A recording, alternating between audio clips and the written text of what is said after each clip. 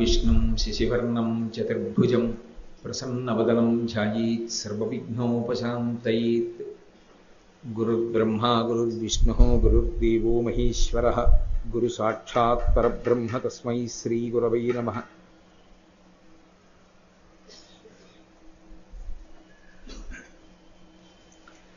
व्यासाय विष्णुरूपाय व्यासरूपाय विष्णवे नमो वै ब्रह्मनिधये वासिष्ठाय नमो नमः। कूजन्तं राम रामेति मधुरं मधुराक्षरम् आरुह्य कविताशाखां वन्दे वाल्मीकिकोकिलम्। श्रुतिस्मृतिपुराणानाम् आलयं करुणालयं नमामि भगवत्पादशङ्करं लोकशङ्करम्।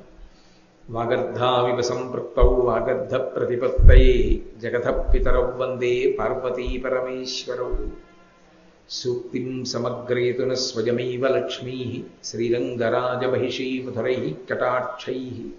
वैदग्ध्यवर्णगुणगुम्भनगौरवैर्यां कण्डूलकर्णकुहराः कवयोधयन्ति। हैमोर्ध्वपुण्ड्रमजहन्मकुटं सुनासं मन्दस्मितं मकरकुण्डलचारुगण्डं बिम्बाधरं बहुलदीर्घकृपाकटाक्षं श्रीवेङ्कटेशमुखमात्मनिसन्निधत्ताम्।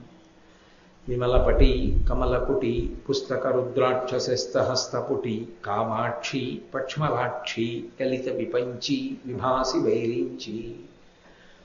मनोजवं मरुततुल्यवेगं जितेन्द्रियं बुद्धिमतां वरिष्ठं वातात्मजं वनरयूथमुख्यं श्रीरामदूतं शिरसा नमामि। आपदामपहर्तारं दातारं सर्वसम्पदां लोकाभिरामं श्रीरामं भूयो भूयो नमाम्यहम्। हरिः ओम्। परमेश्वरस्वरूपैः सभके नमस्कारः। యథార్థమునకు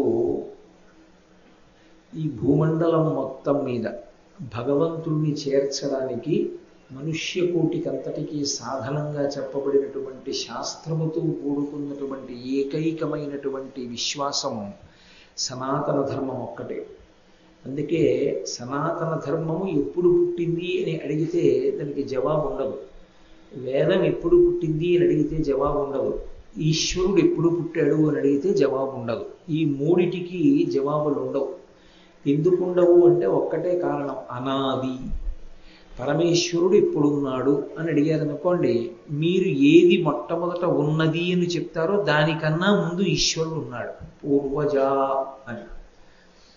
ఎవ్వని చేజనించు జగమెవ్వని లోపల నుండు లీనమై ఎవ్వని ఎందుడిందు పరమేశ్వరుడెవ్వడు మూల కారణం వెవ్వడనాది మధ్యలుడెవ్వడు సర్వము తానయైన వాడెవ్వడు వాని ఆత్మభౌమీశ్వరుడే శరణంబు వేడెదన్నంటారు పోతన గారు భాగవతంలో. అన్నిటికన్నా ముందున్నవాడు పరమేశ్వరుడు. అన్నిటికన్నా ముందున్నవాడు ఆయన ఊపిరి వేదం. భగవంతుడు భగవంతుని యొక్క ఊపిరి రెండు వేరుగా ఉండవు. ఆ వేదము ఈశ్వరుని యొక్క ఊపిరి అయితే ఆ వేద మంత్రములను ధ్యానస్థితి యందు విన్నటువంటి వారిని ఋషులు అని పిలిచారు. ఆ ఋషులు ధ్యానమునందు విన్నారు. అంతరిక్షమునందు పరివ్యాప్తమై ఉన్నటువంటి పరమేశ్వర వాక్కు వారికి వినపడింది. మనం ఇంట్లో ఒక రేడియోయో లేకపోతే ఓ టీవీయో పెట్టుకుంటే ఎక్కడో ప్రసారం చేసినటువంటి విషయాల్ని ఆ టీవీ సెట్ ఎలా గ్రహించి మనకి కనపడేటట్టు వినపడేటట్టు చేస్తుందో అలా భగవంతుని చేత ప్రతిపాదింపబడినటువంటి వేదమంత్రములను ఋషులు ధ్యానమనందు విన్నారు. విని వారు దాన్ని స్వరముతో చెప్పి తన శిష్యునికి ఉపదేశం చేశారు. అందుకే దానికి శృతి అని పేరు. చెవి ఆధారంగా కొనసాగింది. అంతేకాని పుస్తకంలో చూసి చదువుకోరు. వేదం గురుముఖత చదువుకుంటారు. అలా చదువుకుంటారు కాబట్టి దానికి శృతి అని పేరు. అటువంటి శృతి ఏదైతే ఉందో ఆ శృతి భగవంతుడు ఎప్పుడున్నాడో అప్పుడే అది కూడా ఉంది. భగవంతుని చేత చెప్పబడినటువంటి వేదము ప్రమాణముగా స్వీకరించి భగవంతుణ్ణి చేరుకోవడానికి మార్గముగా స్వీకరించి ధరించేటటువంటి జనులతో కూడుకున్నటువంటి ఈ విశ్వాసమునకు పేరు ఉండవలసినటువంటి అవసరం ఒకనాడు ఉండేది కాదు. ఎందుచేత అది తప్ప ఇంకొకటి ఉంటే పేరు పెట్టి పిలవాలి దీన్ని గుర్తుపట్టడానికి. అది తప్ప ఇంకొకటి లేనప్పుడు దానికి పేరు ఎందుకు? అందుకే దాన్ని ఎవరు పేరు పెట్టి పిలవలేదు. హిందూ మతము అని ఒక పేరుంది కదేంది అంటారు. హిందూ మతము అన్న పేరు నిజానికి మనం పెట్టుకున్నది కాదు, ఋషిప్రోక్తము కాదు. పాశ్చాత్యులు ఏదో సింధు నదిని దాటి ఈవలికి వచ్చినప్పుడు సింధు నదీ పరివాహక ప్రాంతము నుండి ప్రారంభమైనటువంటి ఈ ధర్మము కనుక దీనికి హిందూ అని ఒక పేరు ఉంచారు. అగ్ని ఆరాధనము కలిగినటువంటిది కనుక హిందూ అని ఒక పేరు ఉంచారు. కానీ యథార్థంగా మాట్లాడితే అసలు పేరు లేదు ఈ ధర్మానికి. అందుకే సనాతనము. ఎంతటి ప్రాచీనమో ఎవరికి తెలియదు. దీనికి ఒకరితో పుట్టినది కాదు, ఒకరి మతిలోంచి వచ్చింది కాదు, ఒకరి మనసులోంచి ఒకరి ఆలోచనలోంచి ఆవిర్భవిస్తే దాన్ని మతము అంటారు. అందుకే ఇది మతము కాదు, ఎవరో ఒకరి మనసులోంచి ఒకరి ఆలోచనలోంచి వచ్చింది కాదు, సనాతనమైన ధర్మము. ఈశ్వరుడే మళ్ళీ జీవులు తన్ని చేరుకోవడం కోసం మార్గాన్ని సుగమం చేసి చెప్పినటువంటి వేదమును ప్రమాణముగా స్వీకరించినటువంటి ధర్మము కనుక దీనికి సనాతన ధర్మం అని పేరు. ఈ సనాతన ధర్మమునందు ప్రధానముగా 2 పాయలు ఉంటాయి. ఈ 2 పాయలుగా ప్రవహిస్తుంది. ఈ 2 పాయలలో ఈ ప్రవాహంలో లహరి, ఈ ప్రవాహమునందు ఈ మార్గముల యందు బయలుదేరి ఈశ్వరుణ్ణి చేరుతారు. అందులో ఒకదానిని ప్రవృత్తి మార్గము అంటారు, రెండవ దానికి నివృత్తి మార్గము అని పేరు. ప్రవృత్తి మార్గము అన్న మాటకు అర్థం ఏమిటంటే బాహ్యమునందుండేటటువంటి విషయములను చూస్తూ సంసారమునందు ప్రవేశించి భగవంతుడు ఎలా కర్మ చెయ్యమని చెప్పాడో, భక్తితో ఎలా జీవించమని చెప్పాడో అలా జీవిస్తూ భక్తితో కూడినటువంటి కర్మాచరణము చేత అనుగ్రహించినటువంటి పరమేశ్వరుని యొక్క ప్రసాదంగా జ్ఞానములు పొంది ఆ జ్ఞానము వలన ఇక మళ్ళీ పుట్టవలసినటువంటి అవసరాన్ని పోగొట్టుకునేటటువంటి ప్రక్రియకి ప్రవృత్తి మార్గం అని పేరు. అందుకే ప్రవృత్తి మార్గంలో ఆంతరముగా ఈ ఆశ్రమ మార్పు అన్నది ఉంటుంది. మీరు దాన్ని కొంచెం జాగ్రత్తగా పట్టుకోవలసి ఉంటుంది. ఆశ్రమము యొక్క మార్పు అంటే మొట్టమొదట బ్రహ్మచర్యము, బ్రహ్మచర్యము నుండి గృహస్థాశ్రమము, గృహస్థాశ్రమము నుండి వానప్రస్థము, వానప్రస్థము నుండి సన్యాసం. ఇందులో ఏ ఆశ్రమము సుఖదాయకమైనది అని ప్రశ్న వేశారనుకోండి, అసలు ఏ ఆశ్రమము కూడా యథార్థములకు సుఖదాయకము కాదు. సుఖము కొరకు ఆశ్రమంలో ప్రవేశించడం అన్నది ఉండదు. ఒక దుఃఖాన్ని పోగొట్టుకోవడానికి వేరొక దుఃఖాన్ని పొందడానికి ఆశ్రమం మారాడు అని పిలుస్తారు. అందుకే ఒకడు వివాహం చేసుకుంటున్నాను అని శుభలేఖ పట్టుకొచ్చి ఇచ్చాడు అనుకోండి, ఆయన వేరొక దుఃఖంలోకి ప్రవేశిస్తున్నాడని గుర్తు.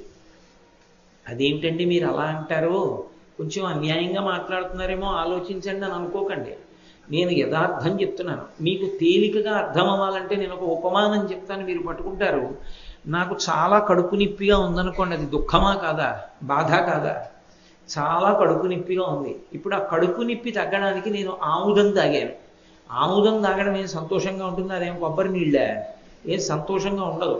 అయినా బలవంతంగా ఆముదం తాగాను. ఆముదం తాగడం ఎందుకు అంటే ఈ దుఃఖాన్ని అనుభవించడం ఎందుకంటే కడుపు నొప్పి అన్న దుఃఖం పోవడానికి.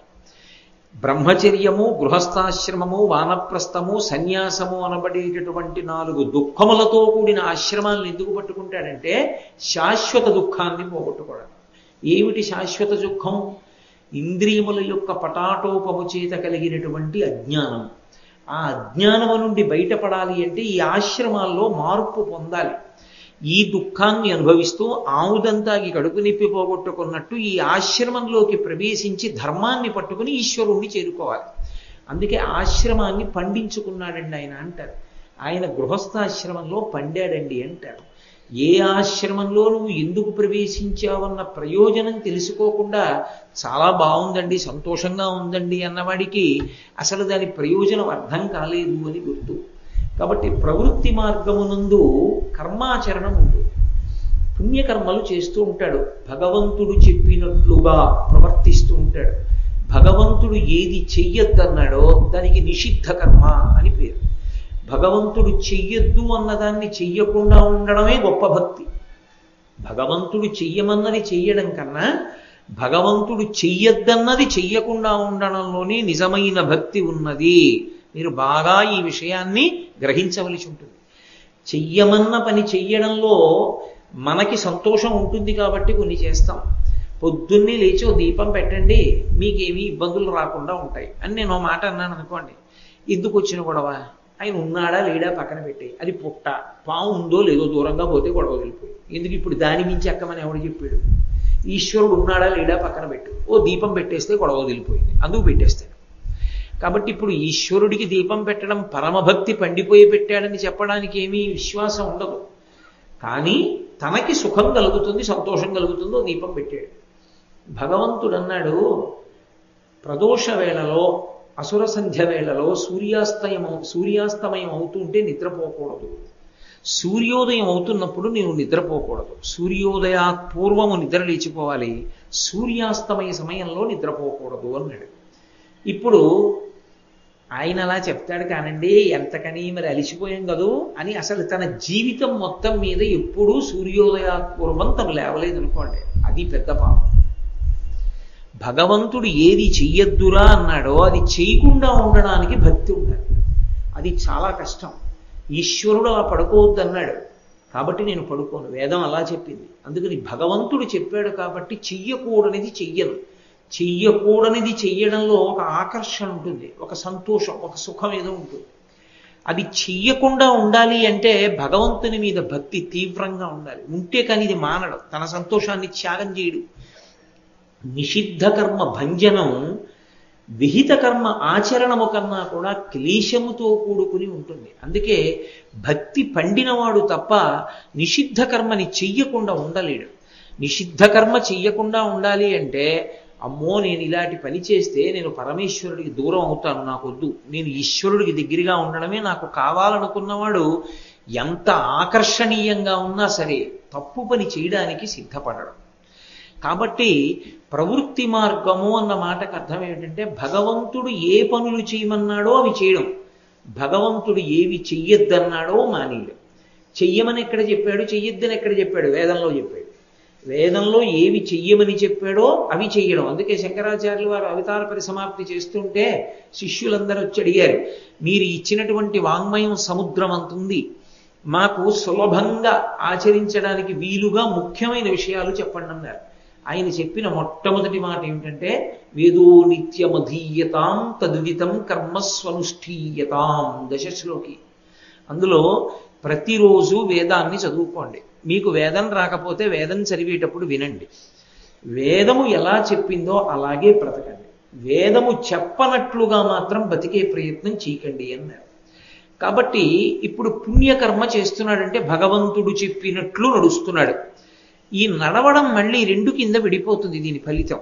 ఒకటి, మీరు మహాభారతంలో విన్నారు, భగవంతుడు చెప్పినట్టుగా నడిచి, ఈశ్వర మీరు చెప్పినట్టు నడిచానండి, నేను ప్రతిరోజు ఆవు పాలతో పరమశివుడికి అభిషేకం చేస్తున్నాను కాబట్టి నాకు ఫలితం కావాలి అన్నాను అనుకోండి, ఈశ్వరుడు ఏమంటో తప్పకుండా ఇస్తాను, పుచ్చుకో, ఏదో కొంత ఫలితాన్ని ఇస్తాడు.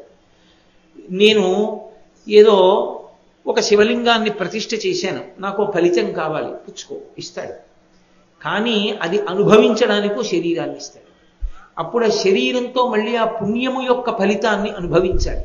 పాప ఫలితాన్ని అనుభవించడం ఎలా ఉంటుందో పుణ్య ఫలితాన్ని అనుభవించడం కూడా అలాగే ఉంటుంది. రెండూ జనకములే, రెండూ దుఃఖాన్ని ఇస్తాయి. ఒకటి పైకి కనపడదు దుఃఖాన్ని ఇస్తున్నట్లు, కానీ దుఃఖాన్ని ఇస్తుంది. ఎందువల్ల అంటారేమో, చాలా ఐశ్వర్యం ఉందనుకోండి, ఆయనకి ఎప్పుడూ భయమే, ఎట్నుంచి ఎవడొస్తాడో, ఇదంతా ఎవడెత్తుకుపోతాడో అని భయం. కాబట్టి కేవలము పుణ్యము వలన వచ్చేటటువంటి ఫలితములు సంతోషదాయకములవుతాయని ఏం లేదు. కాబట్టి పుణ్యం వల్ల వచ్చే ఫలితాన్ని అనుభవించాలని కోరుకున్న వాళ్ళు కొంతమంది ఉంటారు. వాళ్ళకి ఇహలోకమునందు పునర్జన్మలలో కొన్ని సుఖాలు, అథవా స్వర్గలోకంలో కొన్నాళ్ళు ఉండడానికి అవకాశం ఇస్తారు. ఆ పుణ్యం అయిపోయాక క్షీణే పుణ్యే మర్త్యలోకం విశంతి, మళ్ళీ కిందకి తోసేస్తారు. కాదు, కొంతమంది ఏం చేస్తారంటే దాన్ని రెండవ మార్గంలోకి పెడతారు. మేము పుణ్యకర్మ చేస్తాం, భగవంతుడు ఏం చెప్పాడో అదే చేస్తాం, భగవంతుడు ఏది చెయ్యొద్దన్నాడో అది చెయ్యం. మేము ఎందుకు అలా ఉంటామో తెలుసా? మాకేదో పుణ్యం రావాలని, అది మళ్ళీ అనుభవించాలని కాదు, మాకు చిత్తశుద్ధి కలిగి జ్ఞానం కలగాలి. ఏ జ్ఞానము కలిగితే ఇక నేను మళ్ళీ పుట్టవలసిన అవసరం ఉండదో అటువంటి జ్ఞానమును పొందడానికి మోక్షము అని పేరు. మోక్షము అంటే ఎప్పుడో చచ్చిపోయిన తర్వాత వచ్చేది మోక్షం అనుకోకూడదు. మోక్షము అన్న శబ్దాన్ని రెండుగా అన్వయం చేస్తారు. ఒకటి జీవన్ముక్తుడు, రెండు విదేహముక్తి అని రెండు మాటలు. జీవన్ముక్తుడు అన్న మాటకు అర్థం ఏంటంటే శరీరంతో ఉండి ఈ శరీరము నేను కాదు, నేను ఆత్మ అన్న భావనతో నిరంతరము స్థిరీకరణ పొంది అనుభవంలో ఉంటారు. అపరోక్షానుభూతి అంటారు శంకరాచార్యులు వారు. నాలా నోటితో చెప్పడం కాదు, ఆత్మని అనుభవంలోకి తెచ్చుకుంటారు. తాను ఆత్మగా మిగిలిపోతాడు, నేను శరీరం కాదు అంటాడు. నడిచే దేవుడిని పేర్గాంచినటువంటి మహాపురుషులు కంచికామకోటి పీఠాధిపత్యం వహించిన చంద్రశేఖరేంద్ర సరస్వతి మహాస్వామి వారికి శరీరం వృద్ధాప్యాన్ని పొందినప్పుడు కన్ను కనపడడం మానేసింది, కేటరాక్ట్ వచ్చింది. ఆయనకి ఆ కన్ను ఆపరేట్ చేస్తా ఉన్నారు డాక్టర్లు. ఆయన తనని ముట్టుకోవడానికి ఒప్పుకోలేదు, అందుకని ఆపరేట్ చేయడం కుదరలేదు. ఆఖరికి డాక్టర్లు ఆయనకి కంటికి ఆ శుక్లం అడ్డొచ్చి పడుతున్న ఇబ్బంది చూసి అయ్యా మడి కట్టుకుని ముట్టుకుని ఆపరేట్ చేస్తాం అన్నాడు. మడి కట్టుకుని ముట్టుకోవడానికి ఆయన ఒప్పుకున్నారు. కానీ ఒక షరతు, ఎనస్థీషియా ఇవ్వకూడదు, అంటే నాకు మత్తు ఇవ్వకూడదు. మత్తు ఇవ్వకుండా మీరు కన్ను శస్త్రచికిత్స చేయండి. అయ్య బాబోయ్, మత్తు ఇవ్వకుండా కంటికి శస్త్రచికిత్స చేయడం అంటే తట్టుకోగలరా? ఆయన అన్నారు, నేను ధ్యానంలోకి వెళ్ళిపోతాను. నేను ధ్యానంలోకి వెళ్ళిపోయినప్పుడు శరీరం నుంచి విడిపోతాను. విడిపోయి నేను ఏ వస్తువుని చూస్తున్నానదో దానితో తాదాత్మ్యత చెందుతాను. అప్పుడు నాకు ఈ శరీరములకు సంబంధించిన ధ్యాస ఉండదు. ఈ ఊళ్ళోనే ఉన్నారు మహానుభావుడు పొందినటువంటి సమాధి స్థితిని చూస్తుండేవారు. వెళ్ళి పల్లకీలో కూర్చుని ఉండిపోతుండేవారు ఆయన. అని ఆయన ధ్యానమునందు ప్రవేశించారు. వైద్యులు వెళ్ళి ఆయన కన్ను కోసి శుక్లాన్ని తొలగించారు. తొలగించి తరువాత ఆయనే ధ్యానంలోంచి బహిర్ముఖులయ్యారు. ఆ తర్వాత ఆయన కళ్ళజోడు పెట్టుకు తిరుగుతూ ఉండేవారు. అది అటువంటి స్థితిని, అంటే ఇక్కడే శరీరంతో ఉండి కూడా ఈ శరీరము నేను కాదు, ఆత్మ నేను అన్న అనుభవంలోకి ప్రవేశిస్తే జీవన్ముక్తుడు అంటాడు. అయినా ప్రారంధం అయిపోయే వరకు మాత్రం శరీరంతో ఉంటారు. ఆఖరిని ఎప్పుడు ఆ శరీరం పడిపోయే సమయం ఆసన్నం అవుతుంది. అప్పుడు సాక్షిగా చూస్తారు ఆ శరీరం పడిపోవడాన్ని. ఏం పెద్ద హడావిడి చేయరు, తెలుస్తుంది పడిపోతోంది శరీరం, ఆ సమయం ఆసన్నమైందని. ఏమీ బెంగపెట్టుకోరు. పరమాచార్య స్వామి వారు శరీరం విడిచిపెట్టేస్తున్న సమయంలో జయేంద్ర సరస్వతి, శంకర విజయేంద్ర సరస్వతి స్వాములు ఇద్దరు వచ్చి మేము మెద్రాస్ పట్టణం పెడుతున్నాం అన్నారు. వెళ్ళి రండి, శుభం భూయాత్. వాళ్ళిద్దరు వెళ్ళిపోయారు. పక్కన ఎప్పుడు పరిచారికుడు ఉంటాడు, పీఠాధిపతి చక్రవర్తితో సమానం పరిచారికుడు ఉంటాడు. ఏదో వంక పెట్టి పంపించేశారు. తల్లిగారి ఒక చిత్తరువు తెప్పించుకుని ఒక్కసారి అమ్మ వంక చూశారు. శరీరం ఇచ్చినది అమ్మ. ఈ శరీరములోకి మళ్ళీ రాకుండా అవసరం లేని జ్ఞానం ఇచ్చిన వారు గురువుగారు. కలవై వంక తిరిగి గురువు గారికి నమస్కారం చేశారు. శరీరం వదిలిపెట్టేశారు. విదేహముక్తి అంటారు. అంటే శరీరాన్ని కూడా వదిలిపెట్టి అంతటా నిండిపోయిన ఆత్మస్వరూపులైపోతారు. ఇప్పుడు పరమాచార్య స్వామి వారు ఎక్కడ ఉన్నారు అని మీరు నన్ను అడిగారు అనుకోండి, పరమాచార్య స్వామి వారే మాట్లాడుతున్నారు ఈ పక్కన కూర్చొని. మీకు వినపడేది కోటేశ్వరరావు గారు మాట్లాడినట్టు, నేను మాట్లాడేది కాదు. మహానుభావుడైనటువంటి పరమాచార్య స్వామి వారే అనుగ్రహిస్తారు. వారు భగవాన్ రమణులు, శంకర భగవత్పాదులు, వారందరూ ఆ స్థాయిని పొందినటువంటి వారు. వారి శరీరము కనపడదు ఇక్కడ, కానీ వారు అన్నీ తెలుసుకుంటూ ఉంటారు. అందుకే ఇప్పటికీ కంచిలో బృందావనం దగ్గరికి వెళితే ఆయన అంతేవాసులు వెళితే పేరు చెప్తారు, స్వామి ఫలానా వారు వచ్చారు అని చెప్తారు. ఎందుకంటే వారు గ్రహిస్తారు. విదేహముక్తి అంటారు. శరీరాన్ని విడిచిపెట్టేసి అంతటా నిండిపోయిన ఆత్మగా ఉండిపోతారు. ఇప్పుడు కొంతమంది పుణ్యకర్మాచరణము చేసి దానికి ఏదో ఫలితం కావాలి, డబ్బులు కావాలి, దశకం కావాలని అడగరు. మాకు చిత్తశుద్ధి కావాలని అడుగుతారు. దాని వలన ఏమవుతుందంటే పూర్వజన్మలలో చేసుకున్న పాపరాశి కూడా ధ్వంసమైపోతుంది. ఈశ్వరుడి కృప కలుగుతుంది వారికి. ఆయన అనుగ్రహం చేత వారి సంచిత పాపం కూడా దగ్ధమైపోయి వారికి జ్ఞానము కలుగుతుంది. జ్ఞానము కలగడము అన్న మాటకు అర్థం పుస్తకాలు చూసి చదువుకోవడము అని కాదు. ఏది శాశ్వతమైనదో ఆ ఆత్మ అనుభవంలోకి వస్తుంది. ఆ ఆత్మ అనుభవంలోకి రాగానే వారు ఆత్మగా మిగిలిపోతారు. అదే పునరావృత్తి రహిత శాశ్వత శివ సాయుధ్య స్థితికి కారణమవుతుంది. కాబట్టి ప్రవృత్తి మార్గమునందు ఒకటి ఇహమునందు సౌఖ్యము, పారలౌకిక సౌఖ్యము అంటే స్వర్గాది లోకములను పొందడానికి కొంత హేతు. మాకు అలా అక్కర్లేదనుకున్న వాళ్ళకి చిత్తశుద్ధికి కారణమవుతుంది. దాన్ని ప్రవృత్తి మార్గం అంటారు. కొంతమంది ఈ ప్రవృత్తి మార్గంలో నడవరు, నివృత్తి మార్గంలో నడుస్తారు. ముందుకి నడిస్తే ప్రవృత్తి మార్గం అంటారు. భగవంతుడు చెప్పినటువంటి పనులు ఏ ఉన్నాయో, చెయ్యొద్దన్న పనులు ఏ ఉన్నాయో చూసుకుని చెయ్యొద్దన్నవి మానేయడం, చెయ్యమన్నవి చెయ్యడం, అది ప్రవృత్తి మార్గం. పనులు చేస్తూ ఉంటాడు కాబట్టి కర్మ మార్గంలో ముందుకు ఎడుతూ ఉంటాడు. నివృత్తి మార్గం అలా కాదు, లోపలికి వెడతాడు, తనలోకి తాను వెడతాడు. అంటే బయటికి వెళ్ళడం ఉండదు, ఇక లోపలికి వెడతాడు. అంతర్ముఖ సమారాధ్య బహిర్ముఖ సుదుర్లభ. లోపలికి వెళ్ళడం అంటే నయితి నయితి నయితి నయితి అని ధ్యానమనందు పరిశీలన చేస్తాడు. అదే పతంజలి అయితే అష్టాంగ యోగం అంటాడు. ఇది నేను కాదు, నేను కాదు, నేను కాదు. ఏది నేను కాదు? ఇది నేను, ఇది నేను అంటుంటాం మనం. ఇది నేను కాదు, ఈ శరీరం నేను కాదు. ఈ శరీరము నుండి జీవుడు పైకి వెళ్ళిపోయినప్పుడు కూడా ఇంకా ఇది ఉంటుంది, కానీ అప్పుడు ఇది ఉన్నదని ఎవరు అంటలేదు. కాబట్టి ఇది నేను కాదు, మనస్సు నేను కాదు, ఇంద్రియము నేను కాదు. నేనెవరు? శివోహం శివోహం, ఆత్మ నేను అని నివృత్తి మార్గంలో ఒక్కొక్క దాన్ని విడిచిపెడుతూ పెడతాడు.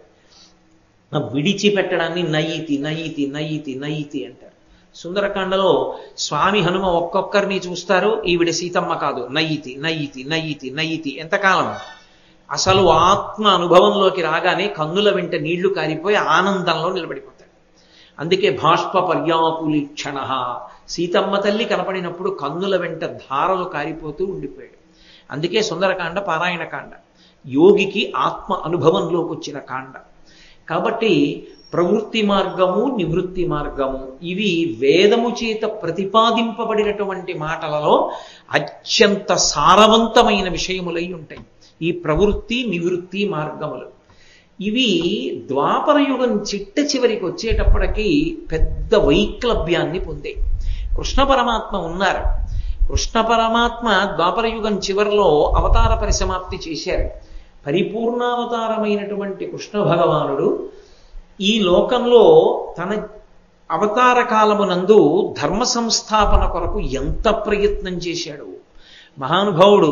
ఉద్యోగ పర్వం మీరు వింటారు. ఉద్యోగ పర్వంలో రాయబారం కూడా నిర్వహించాడు. ఆయనకి అన్నీ తెలిసి, యుద్ధం జరిగి తీరుతుందని ఆయనకి తెలుసు, తెలిసి కూడా రాయబారాన్ని నిర్వహించాడు. ఇంత ప్రయత్నం చేసి, రాక్షస సంహారం చేసి, భూభారం తగ్గించి ఇన్ని చెయ్యడంలో ఆయనకి జ్ఞాన మార్గాన్ని బోధ చేయడానికి, ఒక ఆచార్యుడిగా నిలబడడానికి అంత సమయం కలిసి రాలేదు. మిగిలిన విషయాలకే ఆయనకి సమయం సరిపోయింది. కానీ ఆయన ఈ లోకానికి ప్రస్థానత్రయంలో ఒకటైనటువంటి భగవద్గీతనిచ్చాడు. ఆ భగవద్గీతని ఇస్తూ భగవద్గీత, ఉద్ధవ గీత అని 2 గీతల్ని ఇచ్చాడు. అనుగీత అని ఒక సమయంలో మళ్ళీ గీతని మాట్లాడాడు, అది అనుగీత. కాబట్టి గీతల్ని అన్ని రకాలుగా మాట్లాడాడు. అందులో భగవద్గీతలో కృష్ణ భగవానుడు ఒక మాట అన్నాడు, యదా యదా హి ధర్మస్య గ్లానిర్భవతి భారత అభ్యుత్థానమధర్మస్య తదాత్మానం సృజామ్యహం అన్నాడు. ఎప్పుడెప్పుడు ధర్మమునకు హాని కలుగుతుందో, ఎప్పుడెప్పుడు ధర్మము చెనకబడుతుందో అప్పుడప్పుడు ధర్మాన్ని నిలబెట్టడానికి మళ్ళీ నేను అవతారం తీసుకుంటాను. అవతారము అన్న మాటకు అర్థం మళ్ళీ భూమి మీదకి రావడం, ఈ మాంసనేత్రం చేత చూడడానికి వీలైనటువంటి రూపాన్ని పొందడం. ఇప్పుడు నేను అలా వస్తాను ప్రతి యుగంలో అని ప్రతిజ్ఞ చేస్తూ ఆయన ఒక మాట అన్నాడు, పరిత్రాణాయ సాధూనాం వినాశాయ చ దుష్కృతాం ధర్మ సంస్థాపనార్థాయ సంభవామి యుగే యుగే. నేను రావడానికి కొన్ని కారణాలు ఉన్నాయి, ఆ కారణాల వల్ల వస్తాను. ఏమిటా కారణాలు? పరమ భాగవతోత్తములైనటువంటి వారు భగవంతుణ్ణి ఒక రూపంతో నేను చూడకుండా ఉండలేనని కోరుకుని పరితపిస్తే వారి యొక్క కోరిక తీర్చడానికి వారు మాంసనేత్రముతో చూడడానికి వీలైనటువంటి ఒక భౌతికమైన ఆకృతిని పొంది ఈ భూమి మీద తిరుగుతారు. లేకపోతే ఈశ్వరుడు సర్వవ్యాపకుడు, అంతటా ఉంటాడు. మాంసనేత్రమునకు గోచరము కాడు. పాలలోనే ఉన్న నెయ్యి ఎలా కనపడదో అలా విశ్వమునందు పరివ్యాప్తమై ఉన్నటువంటి విష్ణువు కనపడడం. హరిమయము విశ్వమంతయు, హరి విష్ణుమయుండు, హరి విశ్వమయుండు, హరిమయము కాని ద్రవ్యము పరమాణువు లేదు వంశపావన వింటే అంటారు శుకాచార్యుల వారు పరీక్షితుతో. అసలు ఈ విశ్వం అనబడేదంతా విష్ణువే, అంతా ఆయనే నిండి ఉంటాడు. అంతర్బహిశ్చ తత్సర్వం వ్యాప్య నారాయణ స్థిత. లోపల బయట ఉన్నది ఆయన ఒక్కడే. కానీ ఆయన కనపడడు, మాయ వలన నామరూపాత్మకమైనటువంటి జగత్ కనపడుతుంటుంది. ఇలా కనపడి ఉన్నప్పుడు పరమభక్తితో నేను అంతటా నిండిపోయిన పరమాత్మని చూడలేను కనుక నా కంటితో చూడడానికి వీలుగా నాకు ఈ రూపంలో కనపడాలి భగవంతుడని కోరుకున్న భక్తుడి కోరిక తీర్చడానికి ఎలా కోరుకున్నాడో అలా కనపడతాడు తప్ప అది ఆయన రూపం కాదు. భక్తుడి కోరిక కోసం వస్తాడు. ఒక ఆయన నాకు గుర్రంలా కనపడన్నాడు, వస్తాడు. నాకు పందిలా కనపడన్నాడు, వస్తాడు. నాకు ఏనుగులా కనపడ, వస్తాడు. నాకు దీపంలా కనపడు, వస్తాడు. నాకు మనుష్యునిలా కనపడు, వస్తాడు. ఎలా భక్తుడు కోరుకున్నాడో అలాగే వస్తాడు. అందుకని మొట్టమొదటి కారణం అది. వినాశాయచ దుష్కృతాం. ఎవరు ధర్మాన్ని పాడు చేస్తున్న వాళ్ళు ఉన్నారో వాళ్ళని నాశనం చేయడానికి వస్తాను, వాళ్ళని చంపడానికి వస్తాను. కాబట్టి వినాశాయచ దుష్కృతాం ధర్మ సంస్థాపనార్థాయ. ఎందుకు ఈ రెండూ చేయడం అంటే ధర్మాన్ని నిలబెట్టడానికి. ధర్మ సంస్థాపనార్థాయ సంభవామి యుగే యుగే. నేను అందుకుని సంభవిస్తూ ఉంటాను అన్నాడు. ఇందులో మీరు ఒక చమత్కారాన్ని గమనించారు. శ్రీ మహావిష్ణువు కూడా గురుస్వరూపంగా వస్తారు. అసలు యథార్థమునకు ఉన్నది ఒక్కటే పదార్థం. విష్ణువు కూడా జగదాచార్యుడిగా వచ్చి లోకానికంతటికీ తరించవలసిన మార్గం చెప్పినటువంటి అవతారములు ఉన్నాయి. అటువంటి విష్ణువు యొక్క అవతారములలో అత్యంత ప్రముఖమైన అవతారము శ్రీకృష్ణ భగవానుడు. ఆయనే జగద్గురువు. అందుకే కృష్ణం వందే జగద్గురుం అంటాం. అలాగే దత్తాత్రేయ స్వామి వారు విష్ణువు యొక్క అవతారం, జగద్గురువు. అలాగే హంసావతారం విష్ణువు యొక్క అవతారం, జగద్గురువు. అలాగే హయగ్రీవుడు జ్ఞానానందమయం దేవం నిర్మల స్ఫటికాకృతిం ఆధారం సర్వవిద్యానాం హయగ్రీవం ఉపాస్మహే అని. ఆ హయగ్రీవుడే అగస్త్యుడికి లలితా సహస్రనామ స్తోత్రాన్ని ఉపదేశం చేశాడు. హయగ్రీవుడు విష్ణువు యొక్క జ్ఞానావతారం, అంటే గురువుగా వచ్చినటువంటి అవతారం. పరమశివుడు కూడా వచ్చాడు, దక్షిణామూర్తిగా వచ్చాడు.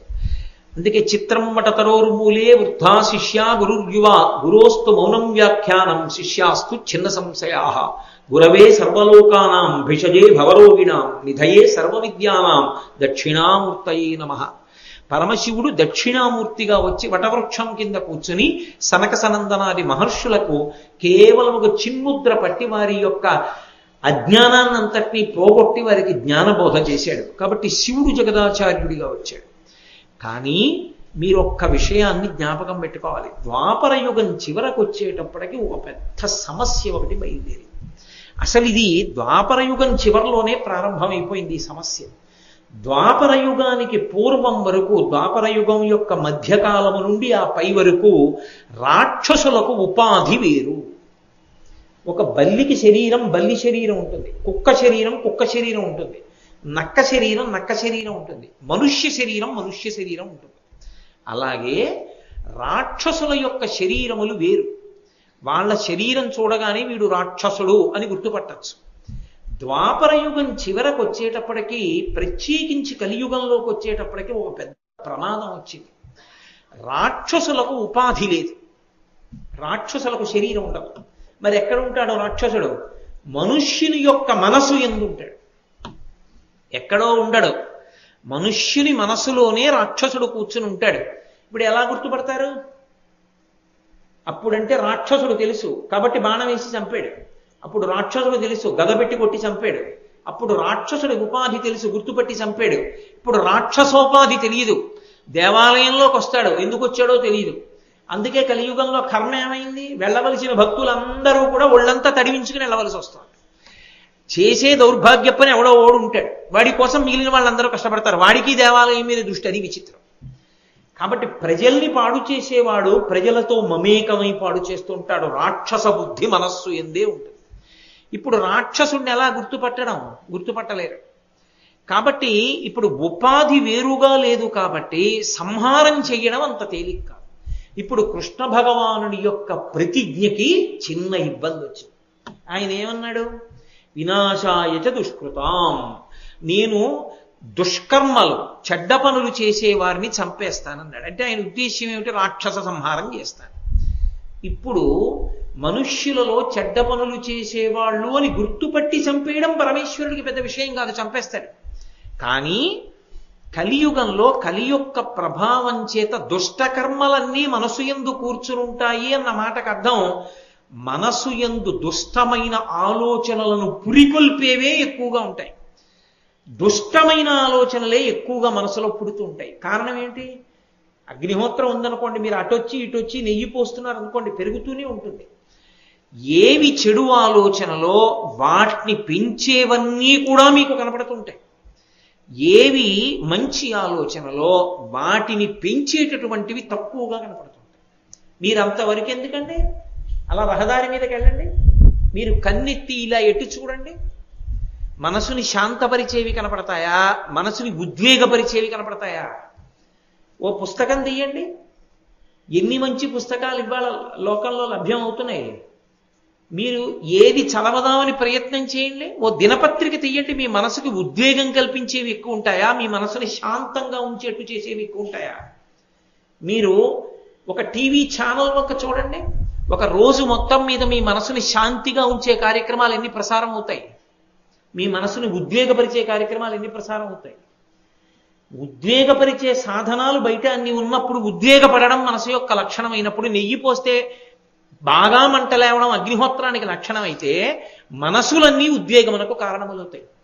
మనసు యందు రాక్షసుడున్నాడు అన్న మాటకు అర్థం ఏమిటో తెలుసా? సంకల్ప స్థితి యందు ఉంటాడు. ఎప్పుడు బయటికి వస్తాడో తెలియదు. మనసుని ఆశ్రయించి ముందు ఆలోచనలో తేడా ఉందనుకోండి, నేను ఏదో ఎప్పుడు దుష్టమైన ఆలోచనతో ఉంటున్నాను అనుకోండి, మీకు ఎలా తెలుస్తుంది? మీకు తెలియదు. నా మనస్సు యందు ఆ పరిస్థితి బాగా ఉద్ధృతమైన నాడు నేను చెడ్డ పని చేసేస్తాను. ఆ చెడ్డ పని నేను ఎప్పుడు చేస్తాను అన్నది పసికట్టడం, అంగుళం పోలీసులు పెట్టినా మీరు పట్టుకోగలరా? అంగుళానికి ఓ పోలీసులు నిలబెడితే పట్టుకోవడం కుదురుతుందా? కుదరదు. ఇది మనసులో రాక్షసుడు ఉన్నాడు, వాడు ఎప్పుడు ఏం చేస్తాడో తెలియదు. వాడికి అవకాశం బలంగా ఏర్పడగానే వాడు చేస్తాడు. వాడిని తొక్కి పెట్టి ఉంచగలిగిన సత్వగుణం ఉన్నంతకాలం భయానికో భక్తికో అణిగుంటాడు. అవకాశం దొరికి లోపల ఉన్న రాక్షస ప్రవృత్తి పెరిగిందనుకోండి, దుష్టపని చేసేస్తాడు. ఎంతమంది రక్షక భటుల్ని పెట్టి మీరు ఆపుతారు? ఎలా సాధ్యం అవుతుంది? వినాశాయచ దుష్కృతాం ఎలా సాధ్యం కలియుగంలో? ఇది పెద్ద సమస్య అయింది. కారణం రాక్షసోపాధి మనుష్యోపాధి విభాగం లేదు. ఆ ఉపాధి ఈ ఉపాధి వేరుగా లేవు. రాక్షసుడు మనుష్యుని యందు కూర్చునున్నాడు. మనస్సు యందు ఉండడం అత్యంత ప్రమాదకరం. ఎందుకో తెలుసా?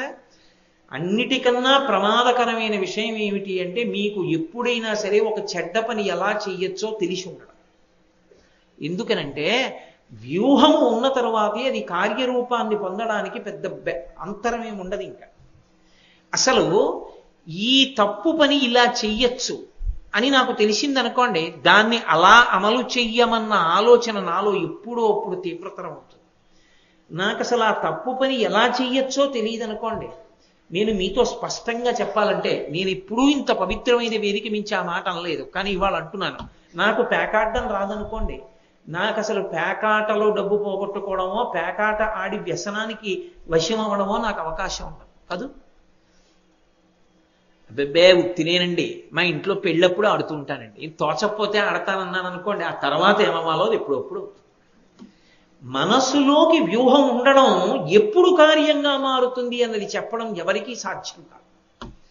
అందుకే అటువంటి దాన్ని, ఆ దుష్టకర్మకి సంబంధించిన ఆలోచన లోపల ఉన్నదాన్ని మొగ్గలో తెంపాలి తప్ప పువ్వు అయ్యాక తెంపడం ఇక కుదరదు. అది అవకాశాన్ని తీసుకుంటుంది, ఎప్పుడో అప్పుడు తీసుకుంటుంది జీవితం మొత్తం మీద. ఒకసారి తీసుకున్న తర్వాత ఎంత కిందకి జారిపోయారో ఇక లెక్క కట్టడం కష్టం. అందుకే చాలా విషయాలు తెలియకుండా ఉండడం మంచిది. చెడ్డ విషయాలు తెలియకపోవడం తప్పేం కాదు, చాలా సల్లక్షణం. అందుకే నిషిద్ధ కర్మ భంజనము. నాకు అసలు దానిలో ప్రవేశం లేదండి, నాకు తెలీదు అని నేను అన్నాను అనుకోండి, అది సల్లక్షణం. నాకు తెలుసు కానండి నేను చేయను అన్నాను అనుకోండి, ఎప్పుడైనా చేసే అవకాశం. కాబట్టి కలియుగంలో ఉండేటటువంటి పెద్ద ప్రమాదం అంతా ఎక్కడుంటుందంటే, ఎవడు ఎప్పుడు ఏం చేస్తాడన్నది మీరు ముందు లెక్క కట్టి చెప్పడం ఎవరికీ సాధ్యం కాదు. వీడిప్పుడు ఈ పని చేస్తాడండి అని మీరు చెప్పలేరు. ఓ కళాశాలలో చదువుకుంటున్న విద్యార్థి ఎంతో దురాగతం చేస్తాడని ఎవరు ఊహించరంతటి దురాగతం ఎవడో చేస్తాడు. ఎక్కడి నుంచంటే మనసులో ఉంది ముందు ఆ భూతం, అది అవకాశం వచ్చినప్పుడు బయటికి వస్తుంది. వాడికి అది తెలియదు అనుకోండి. అలా చెప్పకూడని వాళ్ళు చాలా మంది ఉంటారు ప్రపంచ లోకంలో. వాళ్ళకి తెలియకూడనివి చెప్పకూడదు, అందుకని ఇది అనవసరం అన్నారనుకోండి, చాలా మందికి తెలియవు. నువ్వు నిగ్రహం పాటించి తెలుసుకోకుండా ఉండు తప్ప మేము అన్నీ చెప్తామన్నారు అనుకోండి, ఆ నిగ్రహానుగ్రహ సమర్థత లేనివాడు తెలుసుకుని పాడైపోతాడు. అప్పుడు అందులో పెద్దవాళ్ళ దోషం కూడా ఉంది, మీరు కాదు అనడానికి అవకాశం ఉంది. కాబట్టి కలియుగమునందు ఈ 2 ప్రమాదములు పటమరించాయి. ద్వాపర యుగం చివరకు వచ్చేటప్పటికీ కలియుగం ప్రారంభమయ్యేప్పటికీ 3వ ప్రమాదం అంతకన్నా పెద్దదొచ్చింది. నేను మీతో మనవి చేశాను కదా, ప్రవృత్తి మార్గము నివృత్తి మార్గము అని 2 మార్గములు. ఈ 2 మార్గాలలోనూ ప్రవేశించి వేదంలో ఉన్న విషయాన్నే చెప్తున్నట్టుగా ఉంటాయి. వేదానికి దూరంగా జరిగిపోయినట్లు మీకు దొరకదు. వేదంలో ఉన్నదే కదండి చెప్తున్నాడు అనిపిస్తుంది. అటువంటివి 72 మతాలు బయలుదేరాయి. ఒక్క వేదాన్నే ప్రమాణం చేసి మాట్లాడుతున్నామన్నారు. న్యాయము, మీమాంస, వైశేషికము, చార్వాకము, బౌద్ధము, జైనము, ఇవన్నీ కూడా వేదాన్ని ప్రమాణంగా చేసుకుని మాట్లాడుతున్నాం అన్నాయి. కానీ వైదికములు కాకుండా పోయి. వైదికము అన్న మాటకు అర్థం ఏంటో తెలుసా? వేదాన్ని 100% అంగీకరించి మాట్లాడడం. వేదం ఏం చెప్పిందో అందులో ఉన్న విషయాన్ని యథాతథంగా నువ్వు మళ్ళీ సొంత బుద్ధితో ఒకటి ఒప్పుకొని ఒకటి ఒప్పుకోకపోతే వైదికం అందరం. వేదంలో భగవంతుని యొక్క రూపాలు అనేకం చెప్తుంది వేదం. నాకు ఇష్టమైన రూపం ఒకటి నేను చెప్పి నాకు ఇష్టం లేదు కాబట్టి మిగిలిన దాని పేరెత్తానంటే అది వైదికం కాదు, తప్పది, అది వైదికం అనరు. నువ్వు వేదాన్ని పూర్తిగా అంగీకరించలేదు. వేదంలో ఏవి చెప్పబడ్డాయో అవన్నీ నువ్వు అంగీకరించగలిగితే వైదికం కాదు, వైదికము కాదప్పుడు. వేదంలో కొంత భాగాన్ని అంగీకరించావు, అప్పుడు ప్రమాణమును పూర్తిగా అంగీకరించలేదు కాబట్టి నాస్తిక్య బుద్ధి వచ్చిందంటారు. అది పెద్ద ప్రమాదం వచ్చింది కలియుగంలో. 72 మతములు ప్రబలైనటువంటివి. వీళ్ళందరూ కూడా వేదంలో ఉన్న విషయాన్నే చెప్తున్నాననేవారు. కర్మ మార్గం చెప్పినవాడు ఒకడు, అహింస అన్న పేరుతో చిత్ర విచిత్రమైన సిద్ధాంతాల్ని ప్రతిపాదన చేసిన వాడు ఒకడు, అసలు భోగమే తప్ప ఇవన్నీ ఏమీ లేవు అంటూ మాట్లాడిన వాడు ఒకడు, చార్వాకం. రకరకాలైనటువంటి వాదనలు బయలుదేరే. ఇందులో అసలు ఏది సప్రమాణం, ఏది పాటించాలి, ఏది పాటించకూడదు అయోమయం అయిపోయింది ప్రపంచం. అయిపోయి ఈ 72 వాదనల యొక్క మాయలో పడిపోయి ఎవరిష్టం వచ్చిన మార్గం వాడు పట్టుకున్నాడు. మార్గంలో వెళ్ళిపోవడం ప్రధానం కాదు, అది వైదికం కానప్పుడు మీరు ఎక్కడ బయలుదేరారో అక్కడే ఉంటారు. అథవా ఉత్తర జన్మలలో ఇంకా కిందకి వెళ్ళిపోతారు. వైదిక ప్రక్రియ యందు మాత్రమే వెళ్ళవలసి ఉంటుంది. వేదం ఎలా చెప్పిందో అలాగే వెళ్ళాలి. ఇప్పుడు జనులందరూ మోసపోయి రకరకాలైన వేపుకు వెళ్ళిపోవడం ప్రారంభమైంది. కారణం ఆకర్షణీయంగా మాట్లాడడం అలవాటైపోయింది. అసలు తన విశ్వాసంలో ఉన్నటువంటి బలమైన విషయం ఏమిటో చెప్పడం మాని పక్కదానిలో ఉన్నటువంటి లోపాన్ని ఎత్తి చూపించే వాళ్ళు ఎక్కువైపోయారు. లోపమని తను అనుకున్నదోటి ఎత్తి చూపిస్తూ ఉండడం. వేదం యొక్క ప్రమాణము నిరసింపబడింది. 72 అవైదికమైనటువంటి వాదనలు ప్రబలిపోయాయి. లోకాన్ని రక్షించేవాడు లేడు. వైదిక కర్మలు అడుగంటిపోయాయి. వైదిక కర్మ అన్న మాటకు అర్థం మీరు జాగ్రత్తగా పట్టుకోవాల్సి ఉంటుంది. వైదికము అన్న మాటలో అత్యంత ప్రధానమైన పాత్ర దేనిది అంటే అగ్నిహోత్రాన్ని. అగ్నిది అత్యంత ప్రధానమైన స్థానం. అగ్ని ముఖంగా హవిస్సులిచ్చి దేవతల్ని తృప్తిపరచడం అనేటటువంటి సిద్ధాంతము కేవలముగా ఒక్క సనాతన ధర్మమునందు మాత్రమే ఉన్నది. ఇక ఏ విశ్వాసమునందు లేదు. స్వాహ అంటూ అగ్ని ముఖంగా అగ్నిహోత్రము ద్వారా హవిస్సిచ్చి దేవతల్ని తృప్తిపరిచే ప్రక్రియ సనాతన ధర్మమునకు మాత్రమే చెందినది. ఇది అడుగంటిపోయింది. ఇది అడుగంటిపోతే ధర్మచక్రానికి సమస్య వస్తుంది. ధర్మచక్రానికి సమస్య ఎందుకు వస్తుందని మీరు అడగచ్చు. మనం అగ్నిహోత్రంలో హవిస్సిస్తే ఆ హవిస్సు పుచ్చుకున్న దేవతలు సంతోషించి వర్షాన్ని కురిపిస్తారు. ఆ వర్షం వల్ల పంటలు పండితే మనం సంతోషంగా ఉంటాం, నీళ్లు దొరుకుతాయి. దేవతలు ఆగ్రహం చెందితే వానలు కురిపించరు, సుఖంగా ఉండనివ్వరు. ఏది ఎంత పరిమితిలో ఉండాలో ఆ పరిమితిని అది దాటుతుంది. భోగం ఎక్కువైపోయి వైదికం పోయిందనుకోండి, ఏవి ఎలా ఉండాలో అలా ఉండవు, వాటి హద్దుల్ని అతిక్రమిస్తాయి. సముద్రానికి చెలియలి కట్ట అని ఉంటుంది, అది దాటకూడదు చెలియలి కట్టని. సముద్రం చెలియలి కట్టని దాటడం మొదలు పెడుతుంది, దాటి ఊరు మీదకి వస్తుంది. అంటే దేవతాగ్రహమునకు కారణాలు అవన్నీ. ఎక్కడ దేవతలు తృప్తిగా ఉన్నారో అక్కడ అటువంటి పనులు జరగవు. దేవతలు తృప్తి పొంది ధర్మచక్రం తిరగాలంటే మనుష్యులు హవిస్సు ఇవ్వాలి, అగ్నిహోత్రంలోకి యజ్ఞయాగాది క్రతువులు జరగాలి. యజ్ఞయాగాది క్రతువులు చెయ్యక్కర్లేదన్న వాదనలు ప్రబలే. యజ్ఞం అక్కర్లేదు, యాగం అక్కర్లేదు, అవన్నీ హింసతో కూడుకున్నవి కాబట్టి అవన్నీ కాదు, అహింస అదే తరింపచేస్తుందని ఒక ప్రబలమైనటువంటి వాదం ఒకటి బయలుదేరింది. కాబట్టి వేదము ప్రమాణము అంటూనే ధర్మచక్రం తిరగడం ఆగిపోయింది. యజ్ఞయాగాది క్రతువులు లేవు, హవిస్సులు లేవు, దేవతలు సంతోషించట్లేదు, దేవతలకు ఆహారం లేదు, వాళ్ళు ఆగ్రహం చెందారు, వానలు లేవు, లోకమంతా కూడా అవ్యవస్థతో కూడుకున్నటువంటి స్థితి ఏర్పడిపోయింది. ఇప్పుడు ఇన్నిటిని చక్కదిద్దాలి. కేవలం ఏదో ఒక రాక్షస సంహారం చేయడానికో దేనికో అవతారం వచ్చేసినట్లుగా వచ్చేస్తానంటే సరిపోదు. ఇన్నిటినీ దిద్దగలిగినటువంటి అవతారం ఒకటి కావాలి. ఇప్పుడు బయలుదేరాల అవతారం. అందుకే దేవతలందరూ బయలుదేరి పరమేశ్వరుడి దగ్గరికి వెళ్ళారు. ఆ పరమశివుడు అవతారంగా రావాలి, వస్తాడు అని వేదం చెప్పింది. వేదమే చెప్పింది ఒకానొకప్పుడు ఇటువంటి పరిస్థితి వస్తుంది, వచ్చినప్పుడు వస్తాడు ఆయన. ఎప్పుడు వస్తుంది? వేదము యొక్క